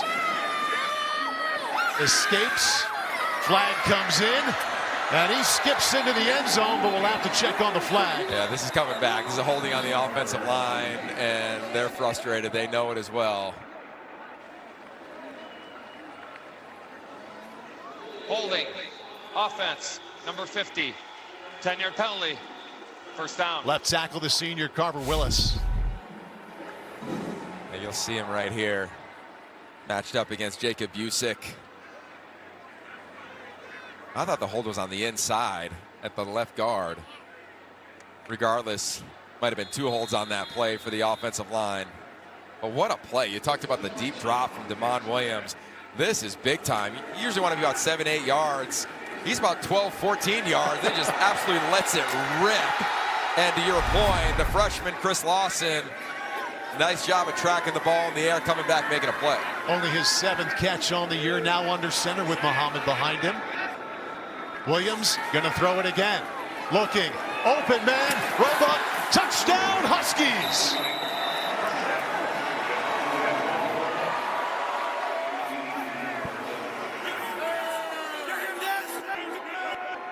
DeMond Williams has entered the making it look easy phase tonight. Yeah, and watch him. This is going to be play action fake, and as he sets up, he understands the pocket. It's the integrity of the pocket. He's going to look to his right. There's the pocket, set up in front of it, come back to the left, and that's why you work from under center, because if you don't do that, the timing is not going to look as effortless as it did on that touchdown.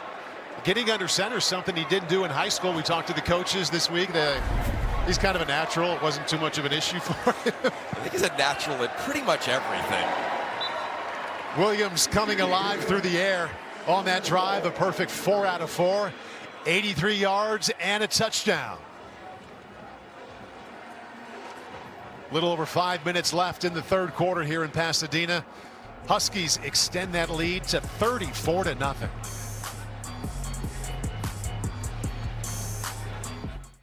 Brought to you by Ford. Ready, set, Ford. Rose Bowl always looks good lit up at night, especially tonight if you're a Husky fan. Washington having their way, 34-0. Helmet on for the backup quarterback Luke Duncan. He started last week at Ohio State. Nico Iamaleava went to the medical tent after the last drive, so Duncan will get a shot here. We'll see where he starts. Cole Martin did not get the edge, and having an evening is McLaughlin, the safety. And we go down to Carolina. Well, Paul, as you said, Nico Iamaleava walked into the tent under his own power. He has remained there for over 10 minutes now. Backup quarterback Luke Duncan was warming up for the majority of that series. We'll keep you posted on Nico's status. Caroline, thank you. And Luke Duncan had to grow up a lot last week. Yogi, he had never thrown a pass in college. And we're going to throw you out to the shoe in prime time against the #1 team. Oh, by the way, they've got the #1 defense in the nation, too. Thought he represented himself pretty well. First play on the move. And he put it right there. Dropped by Anthony Frias to bring up second down.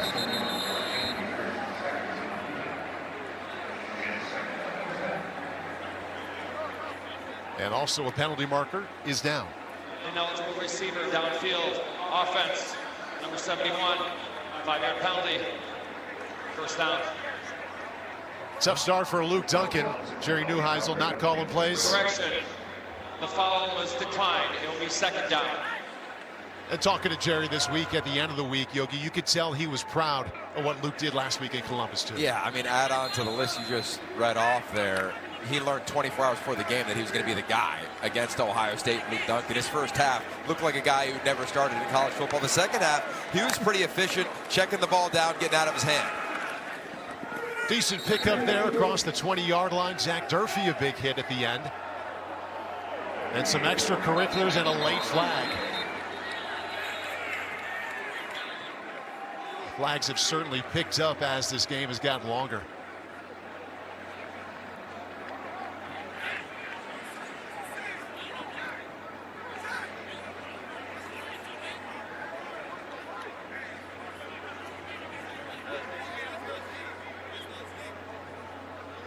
After the play was over, unsportsmanlike conduct.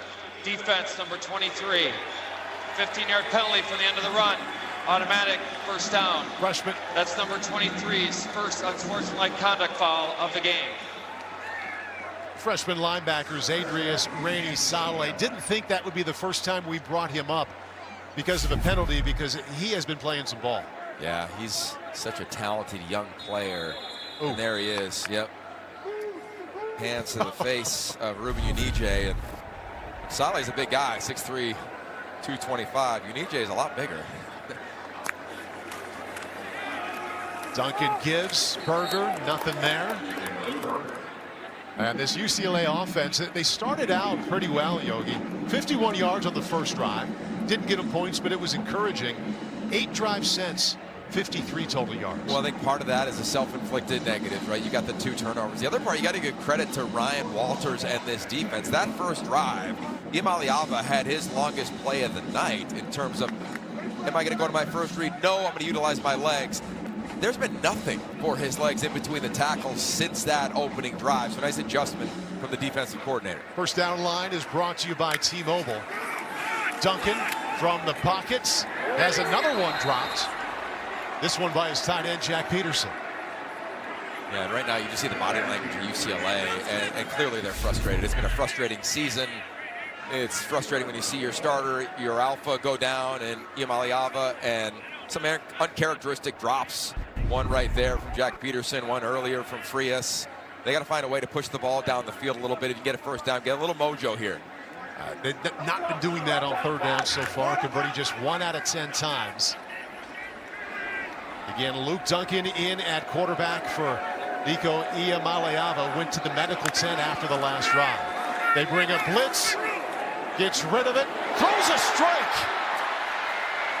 Biggest pass play yet. Titus Mokiel Atimalala put it right on the jersey. Well done. Yeah, this is a really nice job. You'll see pressure come in late right here. And Luke Duncan says, okay, I see you coming in this simulated pressure. No problem. My arm will beat your blitz. Does a nice job getting to Mokiel Atimalala. Finally, an explosive play for this offense. I noticed it last week, too, and I saw it at practice at the end of the week in Westwood. Kid's got an arm. And that was not an easy throw. No. You know, I've known Luke for quite a long time. He's a guy who's always believed in himself, bided his time. Remember what happened in the spring. Every quarterback transferred when Nico Iamaleava came in, except him. He stayed. He said, you know what, I'm going to stay, I'm going to grow, I'm going to learn. Had an opportunity last week. He's got one now. Picked up 24 on that play. They had 7 total yards in the second half before it. Run play down to the 37-yard line. Picks up 2. That's Jalen Berger. He's been a Spartan. He's been a Badger in the Big Ten. Now his second and final season at UCLA. Yeah, and they've used him in a variety of roles, whether it's the Wildcat, traditional running back, catching the ball out of the backfield. I just think this defense has done a marvelous job. I mean, you see so many guys at the line of scrimmage. It looks almost every snap like they're going to bring pressure, and they punch out, or they rock and roll their safeties. Keep an eye on McLaughlin, number 12, over the slot to the short side of the field. 7th play of this drive. Their longest drive is 9. Put it right on him. This will be a touchdown. Mikey Matthews, and UCLA is on the board.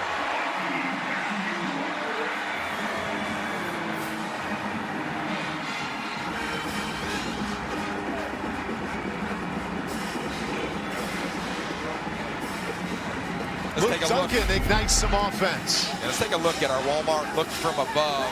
That's the blitz. And Luke Duncan feels it coming. He says, no problem, I'm going to go the other way. Does exactly that to Mikey Matthews. He fumbled it earlier, not here. Finds his way to the end zone. Duncan 61 yards passing on that one drive. UCLA had only 69 total prior.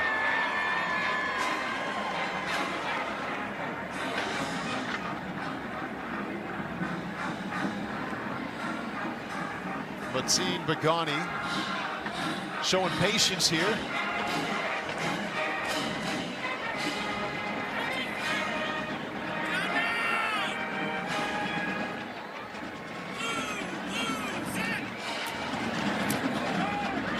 And there's his extra point, up and in. Luke Duncan had a touchdown pass in Columbus last week, and now he has his first touchdown pass at home. It goes to Mikey Matthews. And the Bruins are on the board. Washington's lead is now 34-7. UCLA sideline quarterback Nico Iamaleava, towel over his head, walking through the tunnel into the UCLA locker room. And a couple of series ago, this is why he left the game. They hit right there. And again, missed last week's game against Ohio State in Columbus due to a concussion, and took that blow to the head from Devin Bryant. No report exactly on what the injury is. Just know what we saw right there. And he has left through the tunnel into the locker room.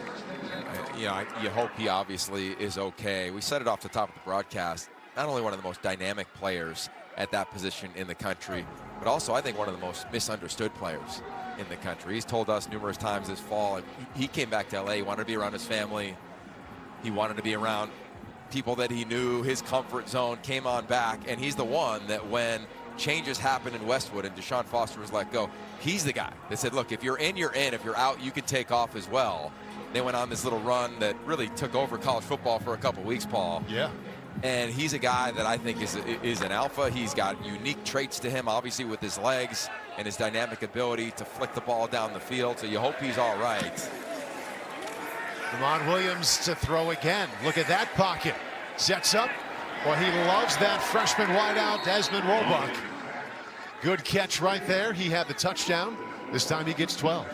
Yeah, I think every team has games. We kind of call them growth games. This is exactly another one, I think, for this freshman. You'll see him come from right to left. How about this route? And just sitting in the pocket, moving slightly over to his left is Damon Williams.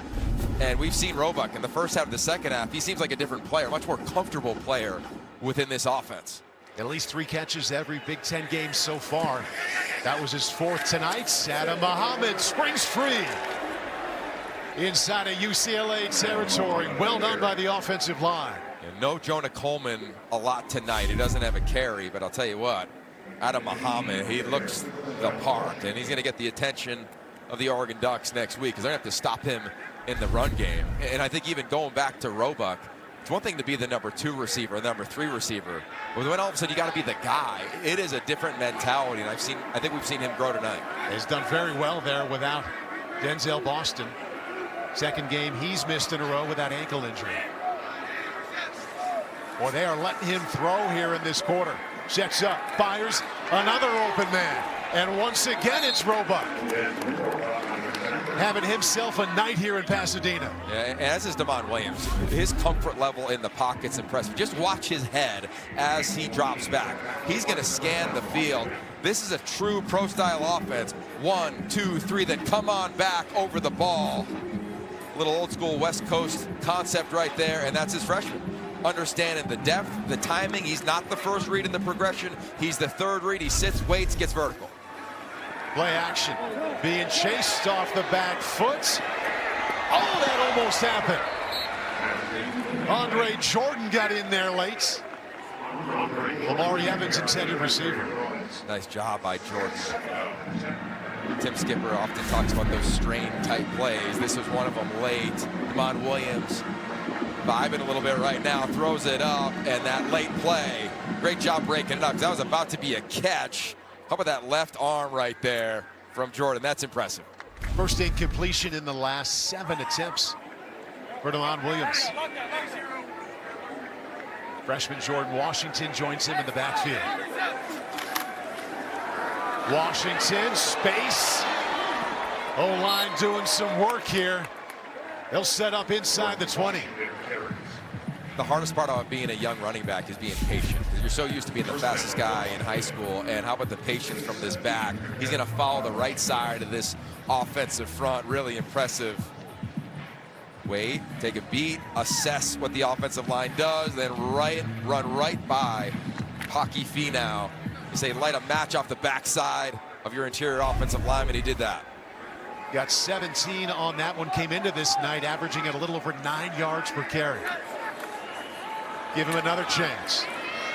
This time tracked down from the backside. Jalen Woods, the linebacker, caught up with him. Loss of 1. And that's how the third quarter will come to a close. Jedd Fisch dialing up a good amount, a good mix of run and pass. Showing off the abilities of the sophomore quarterback, Demond Williams. 1 quarter left in Pasadena. The Huskies in control, 34-7. January 10th on NBC and Peacock. A couple of years ago, Demond Williams was there, showed up from just outside of Phoenix as the Arizona High School Player of the Year, and boy, did he put on a show. A little glimpse of what he would do in Seattle. Passing the ball, running the ball. Got everyone excited at that moment. We all thought he was going to Arizona. Went to Tucson for a matter of days, followed Jedd Fisch to Seattle. Take a look at our quarterback comparison brought to you by Target. We compare his running and passing, and they have both been good as this game has gotten longer tonight. Slings it out wide, giant hit.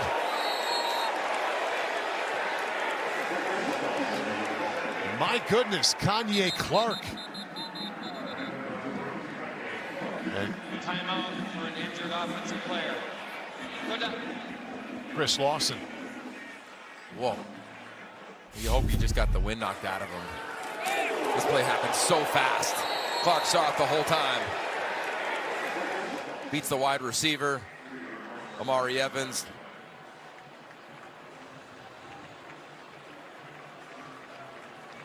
You know, oftentimes, you know this from playing, when you don't see it coming, yeah, it just kind of happens so quick. It doesn't hurt as much as it looks like it hurts. Right. You know, it's loud and it's startling in the moment, and he's gathered himself, and hopefully he's okay. Well, there's a part of these freshmen of you got to elevate. I mean, Rainey Vinesbright not going after his injury a week ago. Denzel Boston not going tonight. So all of a sudden, these youngsters, we've seen Roebuck in the second half. Lawson made a play earlier. They've got to continue to elevate. Haven't had many third down and longs here. Jedd Fisch is not. 3rd down and 14 is what they face right now. Got to get down to the 7-yard line. Big blitz coming, sends it to the end zone. Contact, and yes, there's a flag down. Kanye Clark got a little handsy there against Evans. Yeah, and that's where Kanye Clark is going to grow. Only a redshirt freshman. Got to understand where you are on the field. That's the biggest issue when you're in man-to-man coverage. It was blitz zero, meaning they brought the entirety of the house, man-to-man everywhere. Defense, number 1, 15-yard penalty, automatic, first down.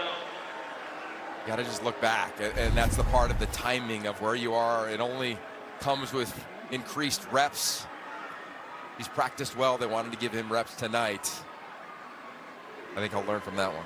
It's fun talking to Jedd Fisch during the week about the fun challenge of calling plays for Demond Williams. He smiled and said, I've been around a lot of different quarterbacks, but this has been a learning challenge for me.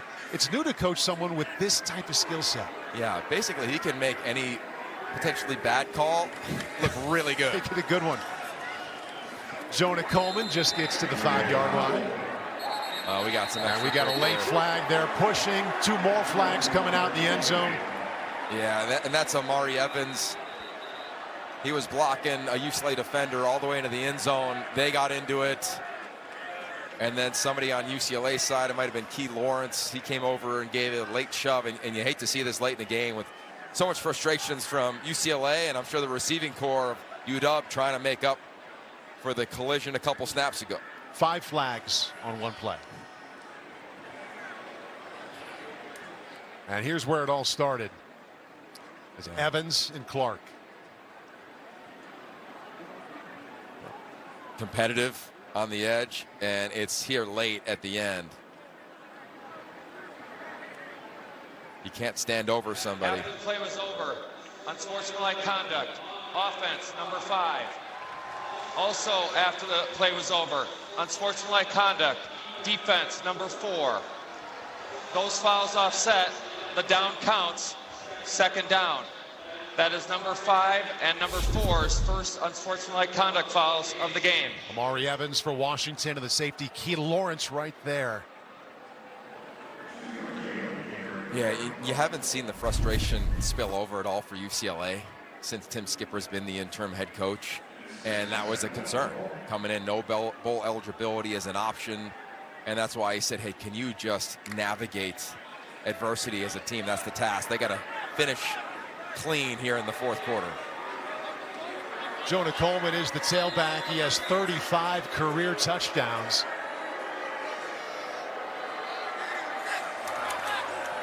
Give it to him. Didn't quite get there. Got closer. Picks up 3.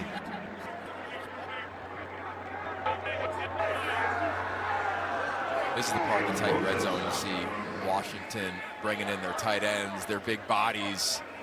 This is when DeMond Williams and the lead run game really can show up.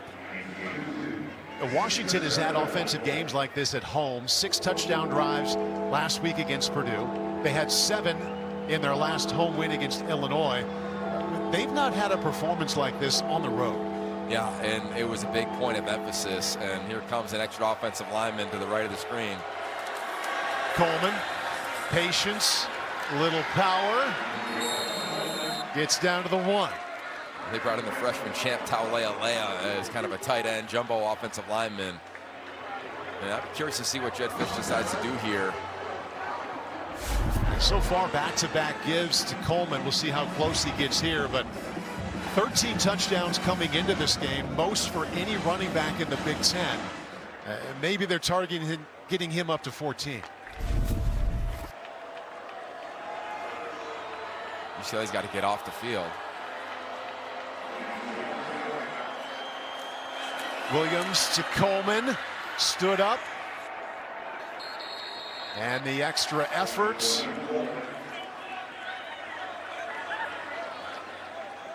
No signal yet. Looks like he did not get in. Talking about it.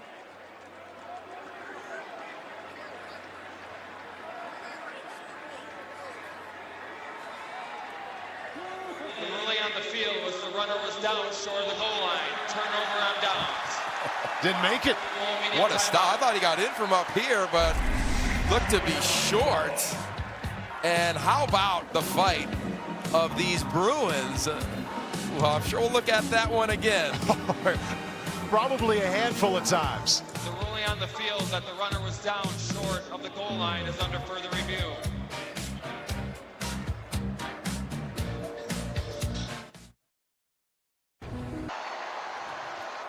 Yeah, I don't think that review took too long. Jonah Coleman was clearly in for Washington. That's his 14th rushing touchdown of the season. Missed the game last week, has played sparingly tonight, but did punch that one across. And Washington now gets above 40 points. 41-7 is their lead early here in this 4th quarter. Big Ten Saturday Night is brought to you by Oral-B, the electric toothbrush that gives you a perfect clean. By Xfinity, be the best at watching sports. Stream smarter with Xfinity. And by Chewy. For holidays with pets, there's Chewy with everything. A lot of great looks at the Rose Bowl, the best college football venue in the world, and had 3 different homes here UCLA has at the Coliseum before the Rose Bowl, but they've been here for over 40 years. If you've been following the news, this is a giant story. Many believe UCLA is attempting to leave, would like to leave the Rose Bowl to play their home games at SoFi in downtown LA, or closer to downtown LA, closer to campus with a better chance to create revenue on game day. And the courts will decide if that actually happens. But man, oh man, this is a wonderful sight. It's college football heaven here, and at the very least, it would feel strange to not have the Rose Bowl fired up September, October, November, until we get to January 1st.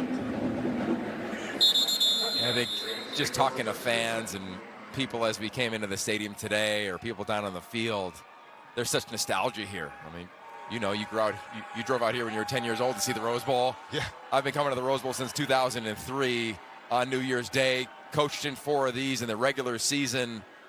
You're right. It's kind of like a rite of passage that you hope to have as a player. And for UCLA players, this is all you know. So, look, life changes, sport changes. College football has changed dramatically in the last 6 years, let alone the last 6 months. So we'll see how this one shakes out, but it's definitely worthy of celebrating this beautiful venue. Luke Duncan remains the quarterback, led a touchdown drive. And his first one, the Bruins get out across the 30-yard line. Basically, here's what's happening is that this is a long way from Westwood, where UCLA's campus is, 25 miles away. It's not easy to get here for the students. There are many who believe that UCLA's ability to make money on game day is compromised, but there is a contract through 2044 with the city of Pasadena for UCLA to play their home games here. And as you can imagine, getting out of that contract to play football somewhere else is going to be a difficult thing. Could take some time, and we'll see where that goes. And that's Jalen Berger fighting hard there for some extra yards. You know, we talked to Jerry Neuheisel about just this venue and everything it's meant to him. This is a young man who was born at the UCLA hospital on campus. Of course, his dad won a Rose Bowl MVP here as a player, was the head coach here. Jerry's was a player here, is obviously on the staff now. And he started to get emotional when just talking about the Rose Bowl. And I think also the potential finality of what's going on with this staff is UCLA, I'm sure, in the coming week and a half or so, will likely name their next head coach.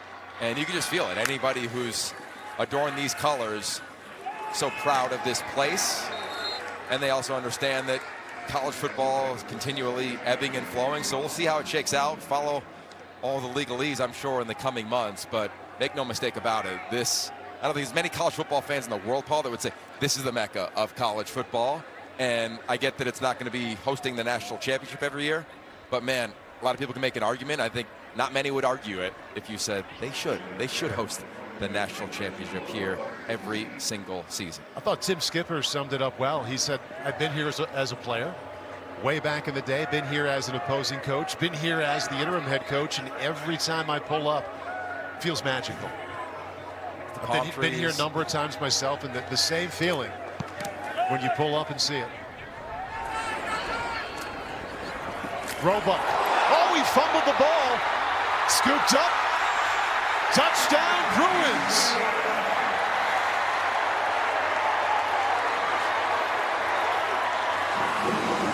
How about that? Jameer Benjamin picked it up. Said, I'll take those 6 points. Great hustle from Benjamin. Just trying to stay around the ball. This is one of those strained plays that Tim Skipper talked about. Kanye Clark knocks it out. Benjamin scoop and score.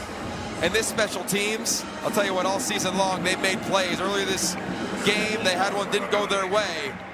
But more often than not, over the last month and a half, teams have showed up. They showed up in a big way right there. So in one way, the Bruins and Huskies are even. They've each scored on a punt play gone, or a special teams play gone the wrong way. Fake field goal is what Alex McLaughlin turned into a touchdown for Washington, and Jameer Benjamin scoops up the fumbled punt. Desmond Roebuck is having quite a day as a receiver, but would like to forget that one as a returner. Jameer Benjamin will always remember.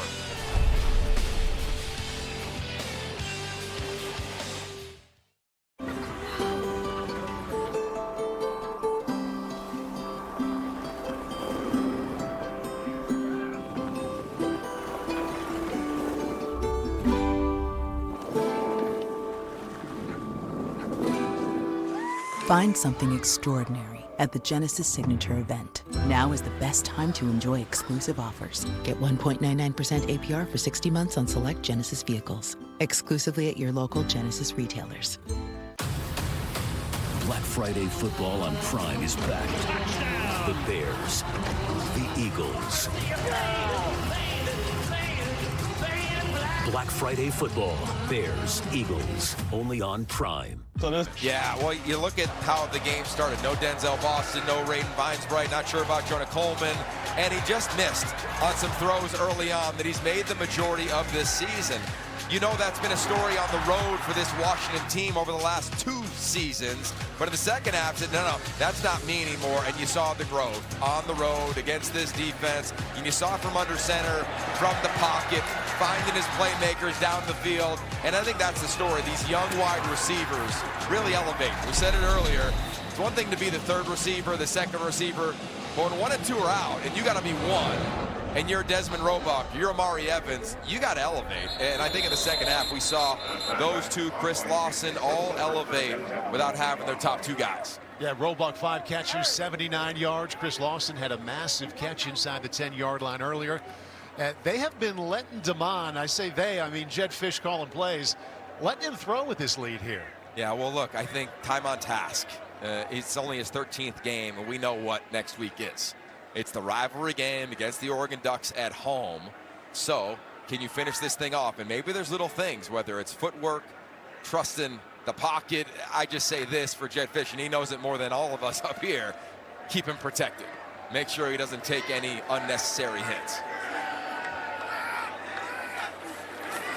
Gives to Muhammad a gash off the right side, slowed up for a moment, but in the end moves the chains. Picks up 12, and it was really the UCLA game that was the catalyst for Damon Williams. Go back to last November. He came into a 1-point game, led him to 17 points, only missed on 1 pass. It's been his quarterback job ever since that night. Yeah, and I think every, call it month, you've seen growth from him, whether it was last year from that moment to the bowl game when he played his best game of his freshman campaign.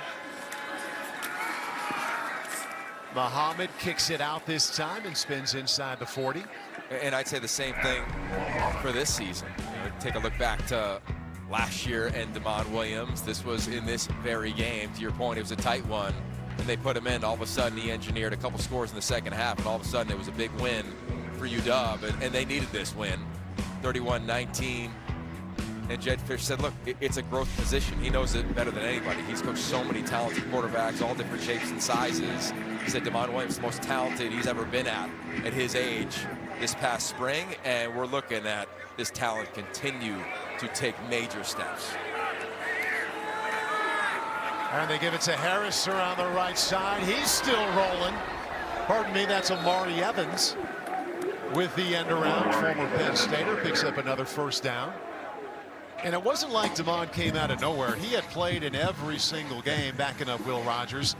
You could see how excited Jed Fish was about him. You could see the future was going to be his. You just didn't know when it was going to come. Well, I think that's the part of Jed Fish, and that's why it's so attractive to go play for him at Washington, is that you know if you're a freshman, you get a chance. He plays so many young guys. Look at this offensive line with John Mills at right tackle. You've seen backs, you've seen wideouts. Last year, Damon Williams played in every game to make sure that he got the experience.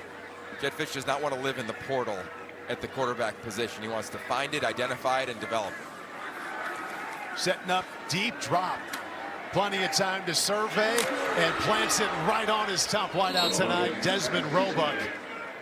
Patience and then accuracy. Credit to the offensive line, too. Gain of 16. Yeah, we talked about Jedd Fisch and the development of the quarterback position. You look at some of the notable names that he has coached, and none of them are anywhere near the athlete that Demond Williams Jr. is. Cam Newton, an athlete in his own right. Noah Fifita, an athlete in his own right, but mostly pocket passers. And that's where this offseason they really went to work. He and Jimmy Doherty, the offensive coordinator. Desmond Roebuck finding another way to get him the ball. Yeah, a little inside handoff. But he and Jimmy Doherty went to work and said, okay, let's revise our offense. Let's study some of these dual threat quarterbacks. Let's see what Lamar Jackson does and has success doing. Let's see if we can change our protections.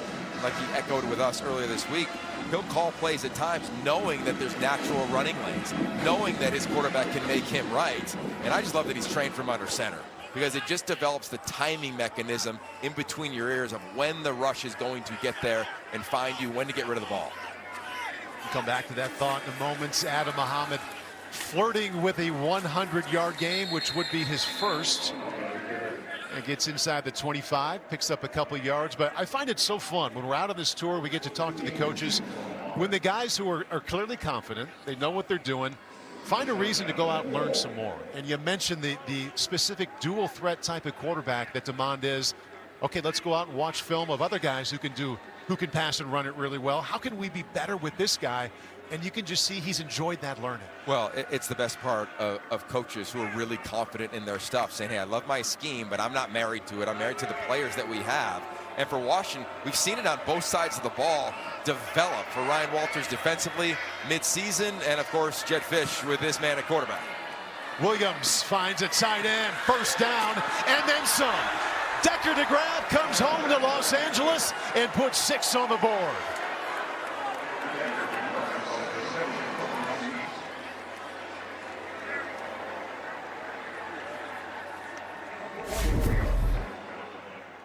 Again, from under center for Demond Williams. Watch him as he sprints out after the play action. DeGraff is going to line up on the right as the tight end. He stock blocks and then just releases. Again, be boring as a quarterback. Check it down, find your playmaker, find the local star. And DeGraff does the rest, fired up, looking at the crowd. I bet he could spot some of the 100 or so fans from his community that are in attendance tonight. Could probably hear them as well. As he should. Celebrate, man. Knows exactly where they are. He's having a couple of weeks for himself. Career best 91 receiving yards last week in the big win over Purdue. It comes back home. Gets into the end zone. Good effort to get there as well. The catch, yes, but he had to break some tackles. Nice job, 86. Huskies lead is now 48-14.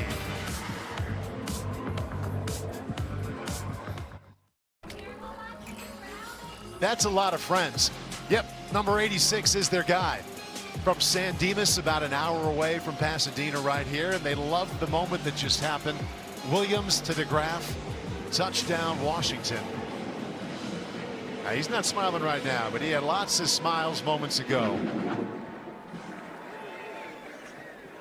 And UCLA will begin on the 25-yard line. Let's bring in Caroline. Well, Decker DeGraff grew up so close to the Rose Bowl. He told me he and his family have been looking forward to this game for a long time. As you mentioned, he has about 100 people in the stands for him tonight. That includes members of his family, his girlfriend's family, a lot of people from his high school, and even a group of local firefighters. Decker said, I'm excited, but I think they're more excited. When I talked to him this week, it certainly has looked that way tonight. I would think so. And then this was initially a commit to the Kalen DeBoer staff, and he kept that commit firm when Jedd Fisch came in. Yeah, well, he just saw the track record of Jedd Fisch with tight ends and what they've done in his time when he was in Arizona. Tanner McLaughlin was the tight end there who constantly was a part of the pass game. And, you know, when you have an NFL background like Jedd Fisch does, you know that's going to be a huge part of every facet of your offense. Luke Duncan to Mikey Matthews. That was a touchdown combination earlier in this half. Not so that time, -1. First down line is brought to you by T-Mobile. I think a storyline coming out of this game to me is going to be this Washington defense. I mean, again, no one scored more than 25 points on them all season long. After the first drive, they made adjustments. I think good coaches make adjustments at halftime. Great coaches make them in game. Now with the iPad, you can do it much more efficiently, and Ryan Walters has been doing it. Duncan well protected. Good job digging that one out by Quasi Gilmer. First down UCLA. And you know, Ryan Walters, you look at the Steve Belichick defense last year. He was the defensive coordinator for the Huskies, and now Ryan Walters in his first year. They've taken a noticeable step forward. Scoring defense, total defense, rushing yards. Great conversation with him this week. He was so candid. He said about midseason, this defense morphed. I changed what I normally do to fit what this defense does best. And watch this play here, but he really went into detail on all he had to change, and what a learning season this has been for him. That ball was batted and almost intercepted. But this is a guy who's his defense, he was the #1 defense in the nation when he was a coordinator at Illinois, so what he does works, but he really had to change it as we take a look here at the ball batted down by Ontario Thompson. Yeah, another pass breakup by Ontario Thompson. I feel like he gets his hands on a ball every couple games. Jacob Manu almost comes up with a pick back in his home here in Southern California. But to your point, he was known as a guy with 5 defensive linemen often, playing a ton of man coverage, being really aggressive, and he adjusted. He said, no, we're going to play 40 linemen, we're going to have a nickel defender, we're going to play some more zone coverage, and they've had a lot of success doing that. A nice catch there by Frias and a good cut upfield. Make third down a lot more manageable here.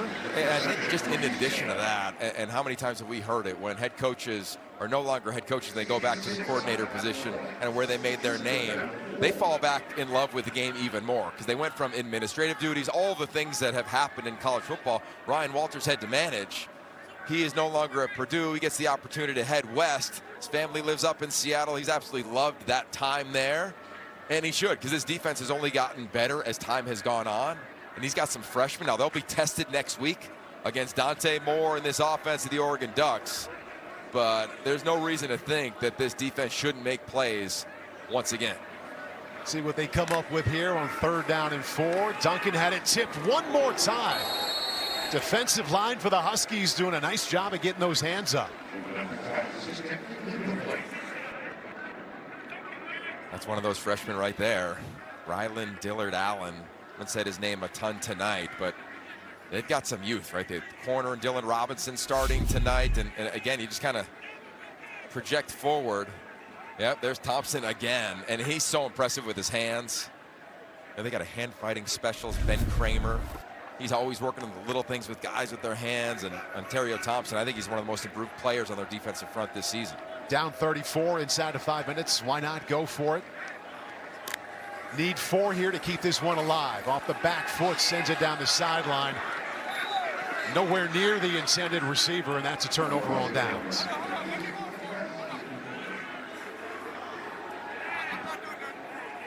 The Ryan Walters defense didn't give up a meaningful touchdown last week against Purdue, and you kind of say the same thing about tonight. Pitched the shutout through the first half. Yeah, frustrating night for Jerry Neuheisel there. Such an athletic, stout defense, and you saw them from the second drive on. There were so many bodies near the line of scrimmage, and then eventually so many in the lap of Nico Iamaleava, and they've got the athletes on the outside, and they've gloved up these receivers or gotten home throughout the majority of this game, and limited explosive plays for this UCLA offense with Nico, and of course they get the touchdown with Luke Duncan, but just not a lot going. Quarterback change for the Huskies. That's Kai Horton, 6'4", 220 senior out of Texas. 4 seasons at Tulane. This is his first at Washington. Played a handful of snaps last week in the blowout of Purdue. Adam Muhammad.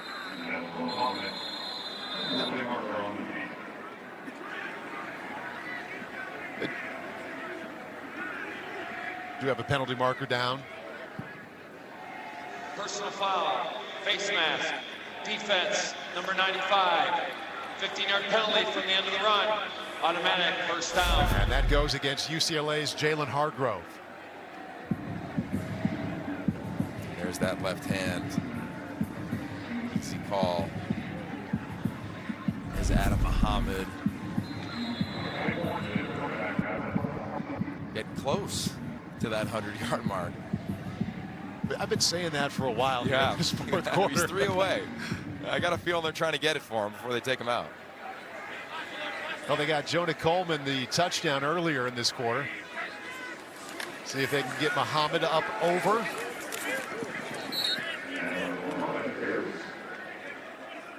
Let's take a look at our Google search trends for tonight.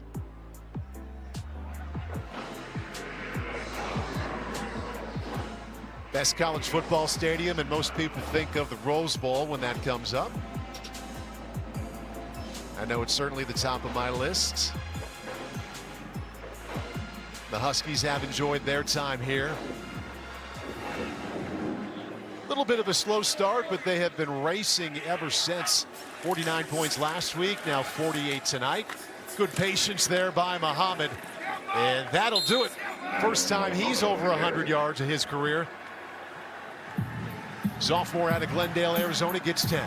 Smiles for him, and smiles for this entire sideline. You know, we had a chance to talk to Jed Fish in pregame, and he loves the Rose Bowl. Spent time as the interim head coach here at UCLA, and he said this staff left a rose on every player's bed today prior to them coming to this game. Because, you know, he's a college football historian. He educates his team on all the places they go. Probably none as much as this historic grounds here in Pasadena. Kai Horton under center. New ball carry is Ryken Moon. You know the name. Former Husky Warren Moon, Pro Football Hall of Famer. That's his son. First carry tonight, gets no gain. You know, in the Big Ten, you rarely get these types of games. Coming into this weekend, there were 24 one-score games in conference play. So when you get them, you have the opportunity to play some players that just wouldn't normally play. And Jed Fish knows how much it takes to get a team to galvanize, come together, and it's not just the starters, but it's the service team, it's the backups. Nice to see some of those individuals getting in tonight. That first down line is brought to you by T-Mobile. Play action for Horton, sets up. He's in trouble and goes down.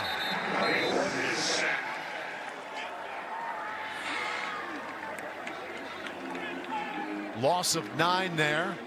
Cole Cogshell. UCLA's got some young players as well. Defensively, Cogshell's one of them. Scott Taylor, Julius Juju Walls. So whoever comes in here next will have a foundation to build from. This is a 2-minute timeout. 2 minutes left in Pasadena. It has been all Huskies tonight. They lead by 34.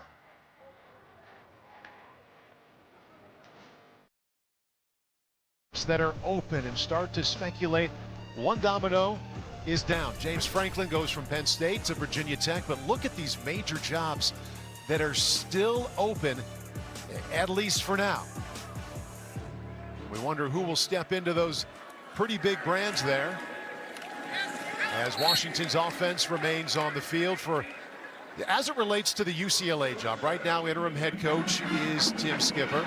Final game a week from today at the Coliseum against USC. What kind of timeline do you think UCLA is dealing with to make a move on their next head coach? Well, I think first and foremost, you let the team stay as focused as possible on the game, the rivalry, the crosstown rivalry against the Trojans. The Bruins will get up for that. Not worried about that one iota. But a few days later is signing day. It's actually 11 days away, pending your time zone where you're watching this thing right now. It's that Wednesday of December 3rd. So I think on Sunday, you've got to name your coach, and you've got to hold a class together, a recruiting class together, try to see if you can flip some players, and then most importantly, a little incompletion there, but most importantly is you got to retain your roster, and that is sadly where this sport is. It's also how you can build a roster. That's the exciting part of it. You saw some of those coaches get extensions. We all know the story of Curt Cignetti. He goes to Indiana, he takes them from a place not many could have ever imagined, but a big part of it was the influx of portal players, guys that came with him from his previous stop. So pending where UCLA decides to go, to me, Sunday, you've got to be able to announce this thing. The challenge is all those openings you showcased, there's dominoes, and I'd imagine all the candidates are waiting for dominoes to fall to then see where they can go. UCLA runs it off the left side as we now get inside of 1 minute. Hey, next Sunday, that's that is coming right up on the East Coast. You're already 1 week away from next Sunday. They've got to have a name or two in mind that they're pretty close to. Well, no doubt. This administration, they've kept it really tight to the vest, but knowing the group they put together to go make these hires, we see some flags, see some false starts here. UCLA was trying to go hurry up. But there's no doubt that this thing is far down the line with, I'm sure, multiple candidates. And I think UCLA in the Big Ten is an attractive job. Being here in LA. Full start. Offense, number 74. 5-yard penalty. Second down. And I think that's part of This it. foul calls for a 10-second runoff. UCLA is not calling timeout to avoid that runoff. So please set the game clock to 31 seconds, please. 31. I think a big part of this job for the candidates that I'm sure in final conversations is you're looking at Southern California, such a recruiting hotbed. And if you can build this thing, much like Jedd Fisch has built it in Seattle, through high school, and then it's retention and supplementation through the transfer portal, I think you got a chance. And we'll see what they do. I can't wait. I'm anticipating it. There's a lot of names rumored for it, but we know that that's all it is rumor. So we'll see how this thing shakes out in a matter of, I'd imagine, a week. We'll see what happens in the next week to 10 days with a UCLA job. We know tonight they go down 48-14. This will be 4 consecutive losses for Tim Skipper and the Bruins. As for Jedd Fisch, 2-game win streak. They hammered Purdue last week. Similar score tonight, 48-14 the final, as the Huskies move to 8-3 on the season. You see Damon Williams, he was the main character tonight. He accounted for 4 touchdowns. A dominant second half for the majority of the ball game. Washington was in control after that first drive. Once Nico Iamaleava was knocked out of this ball game, you could see Washington just take complete control. Damon Williams, what a complete game. Let's go to Caroline Pineda with the winning head coach, Jedd Fisch. Coach, you told us you wanted to see your young players settle in on the road. How did they do that today? Yeah, I thought they did a great job of playing, playing good football, complimentary football. We played a ton of young players, as we always do, and I thought they played a really good road game. Proud of our guys. You've talked about the growth of your quarterback, Damon Williams. What did you see from him in that response after his first half interception? Yeah, I think that he missed a couple plays early in the first half, and I thought he played an outstanding second half. He was a great leader in the locker room, and he was fired up. When you think back on tonight and bringing this team into the Rose Bowl, what will you remember the most? I'll remember that we got on the road and we won by a bunch of points and we played really well. Thanks, Coach. All right, thank you. Paul? Caroline, thank you. Coach Fisch, all good things to remember. Here inside the Rose Bowl, Washington led. Hope's Promise Farm.